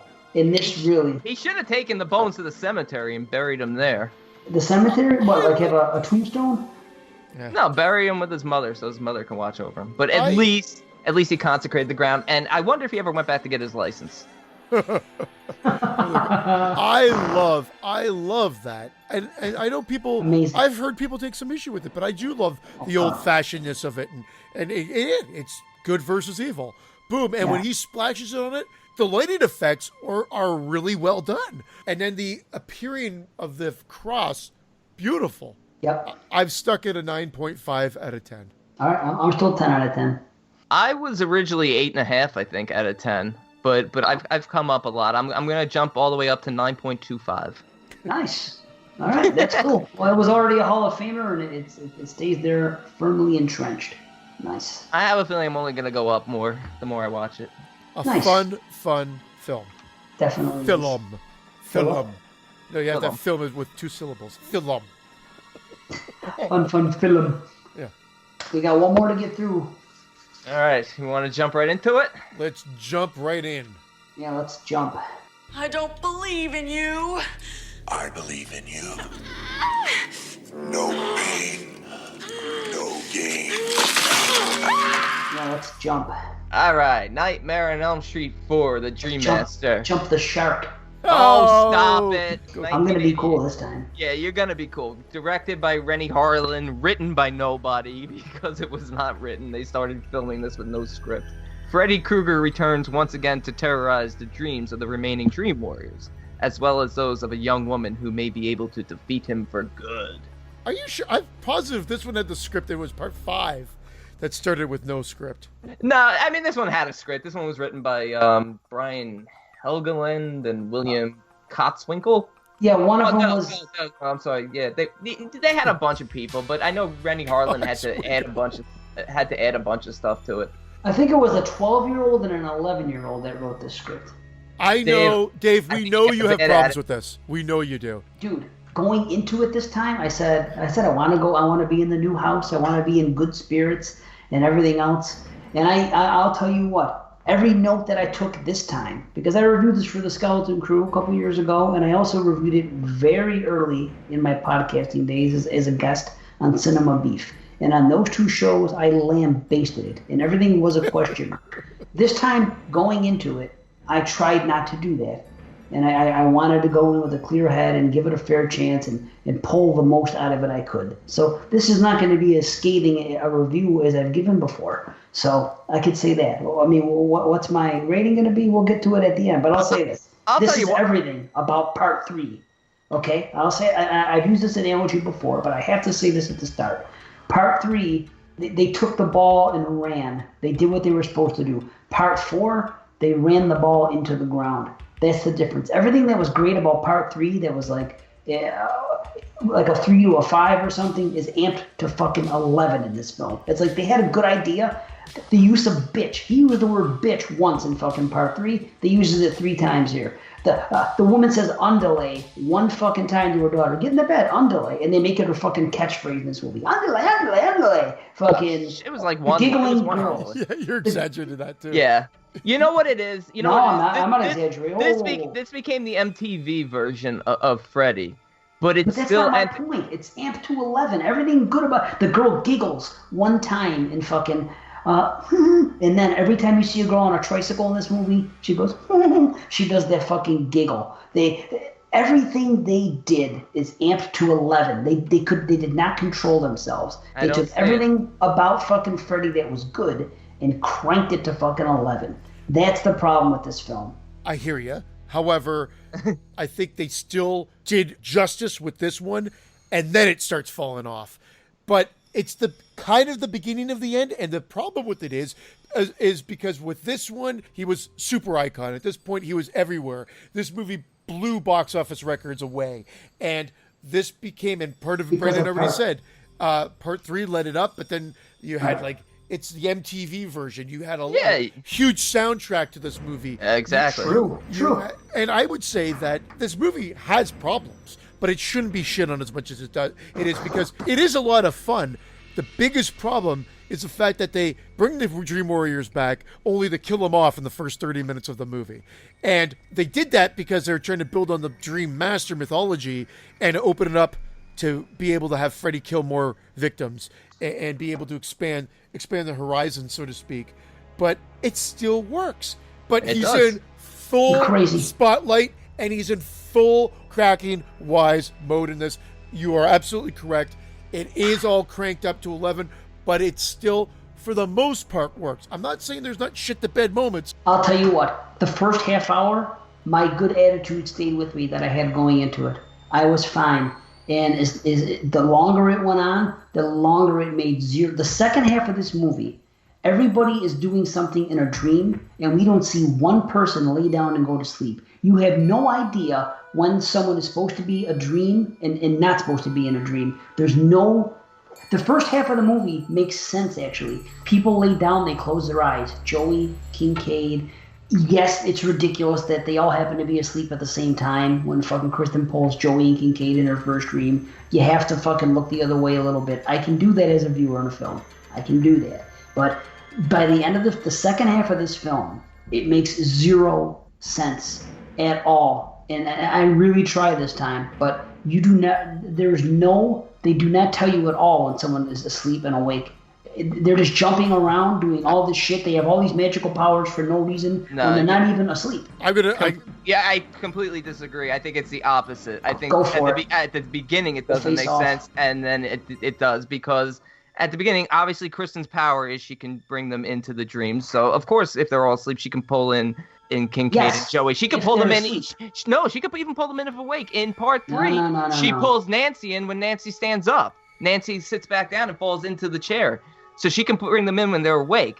And I love the fact that they set it up where they prove to her that Krueger is in fact dead. The pipes are cold. Yeah, fill the boiler. Yeah, the boiler's not on. That's awesome. I agree. Where this film completely doesn't make sense is Kincaid's dream, where obviously she pulled the dog into the dream the one time and it bit her, where Kincaid then falls asleep, brings his dog in, and his dog desecrates the burial ground and brings Freddy back to life, because the consecrated ground was in reality, not in the dream. So it should have been some Rottweiler at the junkyard pissing that revealed and freed Freddy. Not That's what you're nitpicking? Yes, Not why a dog would pee fire and resurrect Freddy Krueger. Well, it's evil. It's pure evil. The ground. It's pure evil where Freddy is. So I don't mind that they went. It's stupid that they went with a dog peeing. But if they do it, at least do it in the real world, not in the dream world, because he's not buried in the dream world. He's buried in the real world. And then as far as everything that happens later on in the film, it's always Alice falling asleep. They never once show her lay down and go to sleep. She doesn't. She's a daydreamer. That's the whole point. Daydream is a figure of speech that does not exist. If you say someone's daydreaming, they do not go into REM. They do not take a nap. That's me looking out the window when I'm supposed to be at work. But they are using that as a story element in this. Exactly. Yeah, and that's why it's fucking stupid. Why are you going to accept it? It's a figure of speech. She zones out, falls asleep, and uses her power that Kristen gave to her. But she doesn't fall asleep. But she does not fall asleep. Just because someone's daydreaming, I can look at my daughter and I can be talking to her and she's not paying attention. She's looking out the window at a fucking bird outside. Like, what are you doing? Daydreaming? That does not mean that she is going into any fucking type of real sleep at all, and therefore she can dream. That's fucking stupid. It's like an 11-year-old wrote it. Daydreaming is not dreaming. That's a figure of speech. If an 11-year-old wrote that, then a 4-year-old wrote part 2, because this one makes at least twice as much sense as part 2. How does daydreaming count to you as dreaming? That makes zero. At least it's some sort of dreaming and not just Freddy popping out of the bushes at a pool party. And it's not baby dreaming. I mean, look. You have to suspend your disbelief at this point. They are trying to expand on this. If they're trying to do something different, otherwise they could have just had the Dream Warriors continue to fight off Freddy. I will admit, I said this movie has problems. Like the pissing on the grave is silly. Freddy's resurrection is fantastic. Him coming back. That's great. And, cool. and everything coming back, and the long shadow. Visually, this movie's stunning. And I'd say it has a few great kills. A couple, a lame one as well, but a few great kills. There are great areas here. I think Patricia Arquette not returning as Kristen hurts the film a little bit, but by no means does it sink it. And Tuesday night does she's not Patricia Arquette, but she did a fine job. She did a fine job. It did not hurt the film. Yeah, I'm fine with the daydreaming thing. I know daydreaming's a figure of speech, but while they're implying that she's a daydreamer and she's always off in the clouds, she is genuinely falling asleep at specific periods of time because she's starting to be haunted by these dreams because Kristen accidentally brought her in at the last moment before she got killed because her mother killed her because she drugged her. But she does fall asleep in class. I do believe she is sleeping, and I buy that she's sleeping, not just sitting there thinking about things. I get that. So you're talking about the scene, what's her name? The girl with asthma? Falls asleep in class. No, the girl with asthma didn't fall asleep. Alice fell asleep and dragged Sheila into the dream with her because she didn't know how to use Kristen's power. The same way Kristen kind of didn't know how to use it and brought Alice in the first place. And I thought that was a little sloppily done. I did think that was a little sloppily done, but they needed to do something to have that transition from Kristen to Alice. And look, sorry. I'm sorry. My biggest issue, even having nothing to do with this film, is that they didn't continue with the Hypnosil storyline. They should have somehow brought that back. It somehow continued with that. So they kind of ignored things, but they tried to do something new here. And I think while it doesn't all work, it is, for me, far more entertaining than part 2 was. Oh, yeah, absolutely. It's a fun movie. And here's the quick daydreaming is a short-term detachment from one's immediate surroundings during which a person's contact with reality is blurred and partially substituted by visionary fantasy, especially one of happy, pleasant thoughts, hopes or ambitions imagined as coming to pass and experienced while awake. So That was a definition from Wikipedia, anyway. And I like the fact that every time someone dies, she absorbs their power. I hate it. That's what I say. It's like a fucking He-Man cartoon. It's like a fucking 11-year-old. But that's the dream. That's the Dream Master part of it. I liked it. Yeah. It's horrible. It's fucking a kids show now. It goes from a horror movie to a fucking a kids show. It's fucking okay. It was the most audience friendly. This one was rated AA, adult. Maybe here, if you're under 14, you had to go with a parent. But if you're over 14, you can go. Whereas everything else, all the other ones were rated R up until this point. So in that regard, it was a little bit more accessible, which I think helped mainstream Freddy a bit more so before he hit TV with Freddy's Nightmares. Yeah, there's silliness to it, but I don't think it kills the movie. I think you can definitely point your finger to a few of the next ones coming up that, or the next two that are coming up. Definitely. Those ones are those that shit the bed. Well, we'll get to them when we get to them, and I'll do the same thing with them that I'm doing to this. I'll watch the movie, I'll take my notes, and I'll tell you what I think. But I mean, just the fact that the whole thing with Kristen and Alice, Kristen somehow sucks Alice into a dream, she sucks Alice in. And then Freddy fucking kills her, and on the way out, she doesn't die. You'll need my power. Yeah, I said somehow it's sloppily done. This is a goddamn Rainbow Bright fucking cartoon. What do I want? You'll need my power. This one is forced. It's a dream world. That's what you can do that in the dream. And how about this? Why would she give her power? If she doesn't give her the power, guess what? Alice dies, and it's the end of it. Because she gave. No. Alice would die. Listen to me. Kristen was gonna die anyway. So Kristen, by giving Alice her power, I can't believe I'm saying this with a straight face, but Kristen, by giving Alice her power, is now gonna let her suck in all her friends into the dream, so now Freddy can get them. So if anything, it's a fucking deterrent. That power does nothing. What is she gonna do? Fucking, she's gonna do gymnastics because she gave her some power? Get the fuck out of here. She accidentally brought Alice in, so Alice is in trouble now. Freddy senses fresh meat. He's gonna want to hunt Alice. So right? She feels guilty. So she's gonna give her power so that she is able to use her friends to help her fight. Unfortunately, Alice doesn't really learn how to use the power correctly and keeps bringing people in and killing all her friends and her brother. That's no different than what Kristen did. Kristen knows it's not really a good power to be able to pull people into your dreams. That's exactly fighting someone that's going to kill you. That's exactly the point. She's still a kid. I mean, it's pretty much a continuation. It didn't work out for the Dream Warriors, and it's not going to work out for the Dream Master crew either. So just she was going to get that power. She was going to get that power anyway. That was exposition to let the audience know the stupidness going on. It's silly. It's sloppily written there to continue the story. But they were trying to do something to continue the story. And I was okay with it. It's just that scene is a little forced.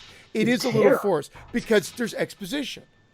Said in dialogue, you'll need my power. I agree. Come on. Right. Come on. And Joey and Kincaid just happened to go to the same fucking school as Kristen. They never mentioned each other. They never even met each other. In part 3, when they met at Weston Hills, they had no clue who the fuck they were. All of a sudden, they all go to the same school together. I think that's something that happened after they left. They all decided to go to the same school. They're friends now. They're going to stick together. Well, they're from the same area anyway because Weston Hills, because they're the last of the Elm Street children. Yeah. So it makes sense. But now they're all just going to happen to go to the same school. And all the kids that she's friends with now somehow never knew them. And it's like Kristen never had a past. They make it look like fucking she's been with this kid for years and all this. Okay, if that was fucking true, how come you don't hear about them in part 3? And why would you be with this fucking basket case girl? So she's going to get out and start talking about Freddy and dreams, and you're going to hook up and have these friends that look like they've been friends for fucking years? I don't think any of them know about this. I think, I don't know how long a passage of time we're talking about. Maybe a couple months? 6 months, maybe? I don't know. They act like you made her so happy then. They made it look like they've been a couple for fucking a couple years. In high school, a 2-month relationship is like 10 years, so... I get it, but believe me, I have a list of cons written down. I have 9 things written down that were absolutely laughable about this film, from the slices of Freddy's claws in the locker to Freddy as a nurse. Awful. Freddy as a nurse, the sunglasses, the greeting card from hell, learning is fun with Freddy, Rick in his full gi, his whole kill scene. They should have. I know they couldn't pull it off in the elevator, and they did it quick and it's sloppy. Sayonara, Rick's son. Okay, let me talk about his funeral is worse. Oh, his funeral is the last one I have on here. That's the worst scene in the movie. What about Rick's dream? He doesn't even, do they show Rick fall asleep? How does that even happen in this film? Tell me. Alice falls asleep, pulls him in. Where do you see Alice falling asleep at any point? Where is it alluded to that she even daydreams? She's falling asleep because she opens the bathroom door and sees Rick in there and sees that she pulled him in. So I don't know where she is. She probably. So she goes to take a fucking dump. She opens the fucking door, and that means she's dreaming all of a sudden. No, she and fell people are asleep gonna somewhere die. else. She probably fell asleep in class and. So you're just going by a probably. They don't show us anything, and you're just filling in these fucking blanks. It makes more sense to me than some of the others. I'm really having no issue with this. Alice is sleep deprived also. This is what happens to the kids once Freddy is after them. So the fact that she could fall asleep and she's not harnessing this power correctly, she's pulling them in. But yeah, the Rick funeral scene is also on there. Hello, baby. It adds absolutely nothing to the movie. It seems tacked on, and it could easily have been eliminated altogether. And I've always liked it. That's funny. It is funny. It is funny. I laughed at it when he said, "Hello, baby." All right, bye, guys. I gotta go. Although something else about this film, the fakest tears I've ever seen in a movie. That when nobody's crying, somebody came and fucking put water on their face for Alice when she's crying at that fucking thing, and earlier when Kristen finds out that fucking Joey and Kincaid are dead. And I know it sounds like I'm nitpicking, and I'm not. I just watch it today. I'm like, what the? I never complain about fake tears in a movie, but in this movie, it was blatantly obvious. I'm like, what the? There's so many things wrong. I wish I didn't feel that way, but again, look at this. You're trying to tell me that whole thing at the end. Remember when Freddy says, "Bring me more," and he tells that to fucking Alice, and then all of a sudden, we see this girl working out. We see fucking what's her name, Debbie. benching. Okay, Debbie's bench pressing. Okay, so that's one person. Now Freddy's saying, "Bring me more" to Alice, so that means she must have something going on with dreams. And then you get Dan, who you never see fall asleep. So you're trying to tell me that all three of these people are asleep at once for no reason? This girl bench pressing and she falls asleep. A fucking teenage girl is bench pressing and she's gonna fucking fall asleep and dream Freddy. Get the fuck out of here. Alice was asleep. Alice was asleep, and she. How are you buying this? This never happened in part 3 with Kristen. It's funny. I just watched this as well, and I don't have these problems. Yeah. I've never bothered me. I've watched the movie. It's entertaining. I actually liked the Loop Nightmare. I loved it when I saw it in the theater, and I think it plays out great. And that's when he's killing weightlifting girl as well, as because she's asleep, and then she says, "We're both asleep." The father makes her stay home because she was going to go out. The father makes her stay home. She was going to go meet Dan at the diner, but the father makes her stay she's home. Asleep. I get that, but why would the girl lifting weights fall asleep? It's stupid. And you're going to tell me that she's not asleep? So now in Nightmare on Elm Street 4, people don't even have to go to fucking sleep for Freddy to terrorize them? That's never been happened before. It makes no sense. They don't have to go to sleep. They don't have to go to sleep because Alice pulled her in the same way Kristen pulled Nancy in part 3.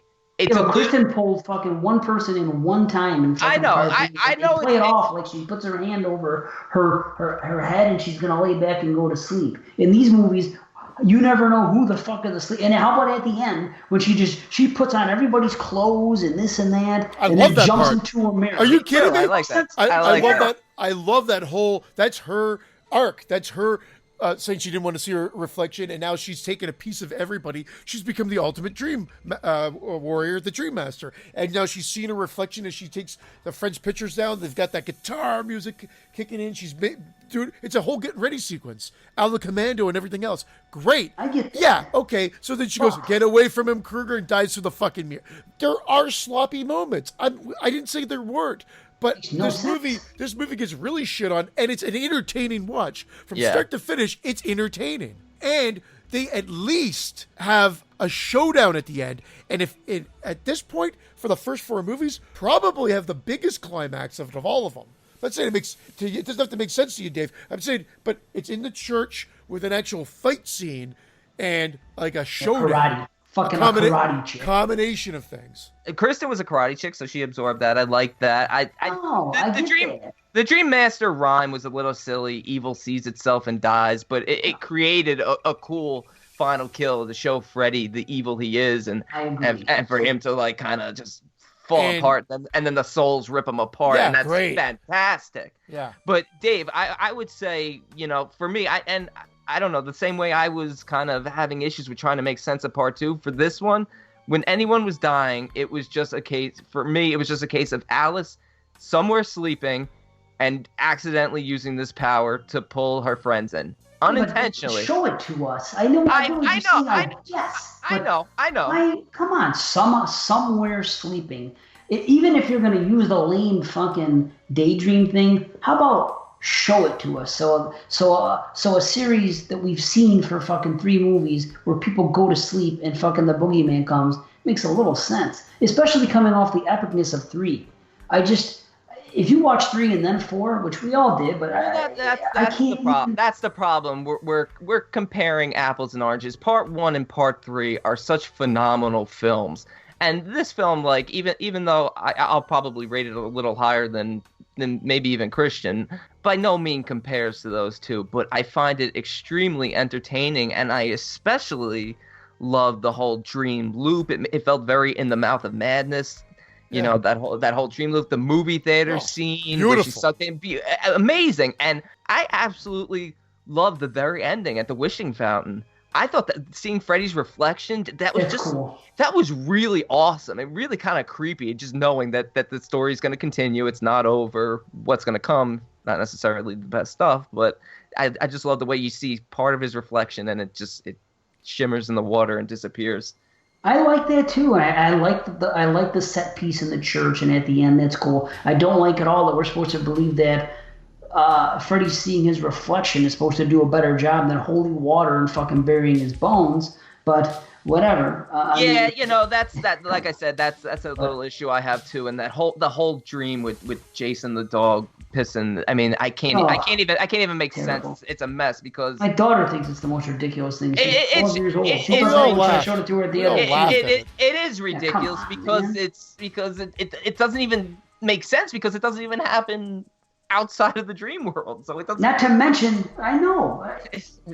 And what about the one-liners? I haven't even talked about how the comedy went fucking cranked to 11 and everything he said was fucking way over the top, and the jump the shark when he's literally a fucking shark fin. Come on, man. What is this? This is my beloved series. And fucking you turned him into a fucking a shark that fucking blows up sandcastles and puts sunglasses on. I didn't. You know what? I had no problem with any of that. How could you not? I didn't find that scene. Go ahead, Christian. You finish. Not in a horror I was just gonna movie. say it was a dream, and she was like, "Dream someplace nice," and she thought she brought Exactly. herself to this tropical island, and then it had the shark fin. I thought it was great, and then I like some of the lines in here, not all of them, but I like "How's this for a wet dream?" I do too. Fucking lost my mind when I heard that. It's the first perfect. time. I agree. That's a great kill. Joey's kill is a great kill. And Yeah, I'm fine with that. I am. you should have buried me. I'm not dead. His lips are not moving or whatever. I don't know if Yeah, that's his yeah. thought process or what, or just bad ADR. But there are things like Brandon said earlier, sloppy. Them walking by the lockers, and that looks like it's right out of a Freddy's Nightmares TV show. It's terrible. And Yes. my rating will say, like, overall, I find this movie highly entertaining to watch and enjoyable. I like it, but there's some sloppy moments. And lastly, the last note I have is, as I've mentioned numerous times before on the show, this movie introduced me to the band Dramarama and their song Anything Anything, and nice. I've been a fan ever since. So That's a great song. It really is. Every time that came on in the movie, I got pumped up. I wanted to start fighting. So ultimately, I'm not really high on the movie, but I'm not low. It's an enjoyable movie. It has problems, but it's entertaining. And I it's love a the fun. cockroach scene. Yeah, you can check in. Another and you great can't check set. Another great set piece. I really like that kill. There are some good things. But the thing is, because it makes no sense at all, it's just too frustrating for me to enjoy. Because I'm like, well, what the fuck? Nobody's sleeping. This isn't my series. None of this makes any sense here. See, and you're right. The biggest issues with this film happen to be the resurrection of Freddy and the dreaming portions. And over-the-top comedy. So that's Yeah. there. They just it doesn't make sense. But two of the things that are really pivotal in terms of the whole story. But the characters are likable, and some of the kills are really creative. And I loved Alice. I thought she was great. Yeah, I just don't like what happened with her character. She's just, people are being pulled in. We're not even being told they're being pulled in.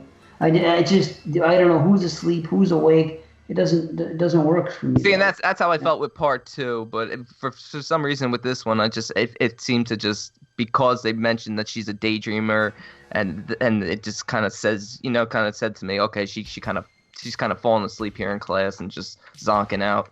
Especially after Kristen dies and she gets the power, because that's really when it starts. The power about smoking, too. How about that? How about fucking this girl is sitting in a fucking bathroom and she pulls out a cigarette and is about to light it and says, I don't smoke. Gee, don't you think you would have thought that when you walked into a store and bought fucking cigarettes? Wouldn't it have occurred to you then? You're going to go through all those motions and then later on it's going to bother you? Get the fuck out of here. This is like poor comedy. It's fucking so bad. I've made jokes about that. I know, I've made jokes about that sequence as well. Again, I've referenced TGIF 13, my other show, a few times already tonight. But I said, what if Rick was a chronic masturbator? Does she inherit that? She takes Chris smoking and Rick's masturbating. That would have made for a better climax. We got ourselves a squirter.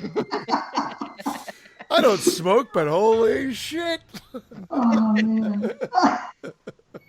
Oh, fuck. And this is so poor. The editing is bad. The fucking shit, like I said, the fakest tears. When they're doing that fucking thing, anything, and she's doing the fucking, that thing with the nunchucks, and you can clearly see it's a fucking man with a wig on. It's so bad. And then later on, when they get into that accident with Rick, and the fucking they hit Freddy in the road, and fucking the thing crunches up. You can see on the fucking car the fucking toe chain.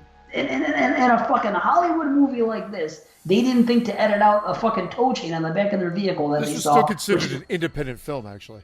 Yeah, okay, that's fair. I'm thinking of their numbers. I'm gonna punch his ticket in. What a big movie it was to come out. They gave Rennie Harlan the job because he kept showing up. Oh gosh. They said he started to smell. I like how the woman said she wanted to hire him just so he could have a shower. I love soul food. I do like that sequence. Rick, you little meatball. That's cool. Yeah. That's cool. Some of the effects are cool. I mean, Kevin Yeager coming back again and Screaming Mad George doing this. You can't really complain about the makeup effects. They're good. I just can't make any sense of the plot whatsoever. And it's like I said, it's just way too jokey. 45 minutes into this movie, and we've already gotten like half a dozen one-liners. We're in part 3. What'd I say? We were like 40 minutes movie before we even really spoke. So it's a huge difference. That's the escalation, man. They saw what happened. They made him a pop icon figure. That's what happened. And then after this, it became Freddy's Nightmares. And then they decided... And then we're done. Then the series that was it. Shit. That's it. And then they're like, we got to make him scary in part 5. And when we come back, next fucking episode, I'm going to say, in their minds, they said they wanted to make him scary in part 5. So then what the fuck did they do? We'll get there. We'll get there. I don't know if you guys have anything else. I'm done. My notes are done. I'm tired of this movie being shit on. Yeah, Dave, I can see... People love this fucking... people love it. They always say it's the third best in the series. I'm always the bad guy for talking shit about it. Well, as from tonight's ratings, it is the third best from tonight, and it's a 7 out of 10 for me. I second that. It's the third best one tonight, and it's a 7 out of 10. I don't think it'll ever go higher than that, but it's a solid, fun 7 out of 10 for me, despite all its issues. And I see them, Dave. I see them. I'm there with you. I think you just got to let go and enjoy it. I'll go up a little bit more because I'll give you kind of the daydream thing, and I'll give you, I guess, the fact that she's pulling them into her dreams, and I guess they can do it any time. As bad as it is, I guess the explanation helps a bit. So I'll go up a little bit. I'll go up from a fucking 4 to a 4.5. That's the best I can give you. If you would have asked me a year ago, I would have said it was a 3. So. Man, interested. Yeah, I could never see this film being below a 5. It's just fun. It's just fun, and I know where the rest of the series goes. I mean, I say that, but I do owe the remake the official new watch. We'll get to them. Fun. This is fun, though. I'm really liking it. I was a little higher in 2. To be honest, I had 2 in a failing grade. For a long time, it was under a 5. So wow. I came up to a 6 on that one, man. Good. Yeah. Yeah, I find that, with these franchise films, even the worst of them, I just feel like are watchable. And whenever I feel that way, I generally don't go below a 5 on these films. Just because I'd rather watch a bad Freddy film than, some mediocre shit that came out 2 years ago or something. You know what I mean? I do know what you mean. The worst of Freddy is still enjoyable, just like the worst of Jason is still enjoyable, and even the worst of Michael. For me, a lot of it's based upon nostalgia and the time period and things like that. So yeah, I mean, would I rather watch Freddy 4 over a movie like Hellions that I gave like a 5 out of 10 from like 3 years ago? Yes. Yeah. Yes, I would. Do I think one's better than does Freddy 4 aggravate me more because of what I said about how it's very confusing and doesn't make sense to me and downright pisses me off sometimes? Yes, where a mediocre movie like Hellions didn't piss me off. It's just okay. It's kind of blah. It's kind of whatever. We have That's higher the difference, I guess. We have higher standards for these Freddy films because they did 2 amazing films in the first 3.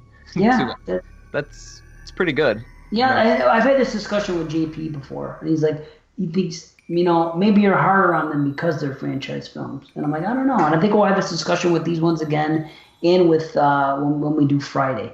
Because, what I say about Friday 8 being as bad as it is and things like that, it's like, well, would you rather watch this or would you rather watch that? Are you being harder on it because it's a franchise? And I go, I think I am being harder, but for a good reason, though. I think it's stupid to say you could put Robert Englund as Freddy in any movie, and just because of that, we're supposed to accept it and say it's a good movie. No, you're supposed to put the character of Jason Voorhees in a film, and just because it's Jason and it's called Friday the 13th, we're supposed to automatically say it's good. Yeah, that's unfair. You get more aggravated because you see the potential that they have because of what they've done before, and then they go ahead and they kind of fuck it up because they're bringing in new people every single time. I mean, Wes Craven didn't even want this to be a franchise. He wanted a happy ending, and the movie would have been, a 10 out of 10, and that would have been it. But I'm glad they continued it. I just wish they had maybe stayed a little bit closer to one storyline from there on in. But, different directors, different writers, and it happens. 3 was a perfect ending to me. It's kind of like Friday the 13th, the final chapter would have been a perfect ending. And I don't say I don't get joy from some of the sequels, but if those movies ended right there and they never made other ones, those are like perfect ways to end franchise. Yeah.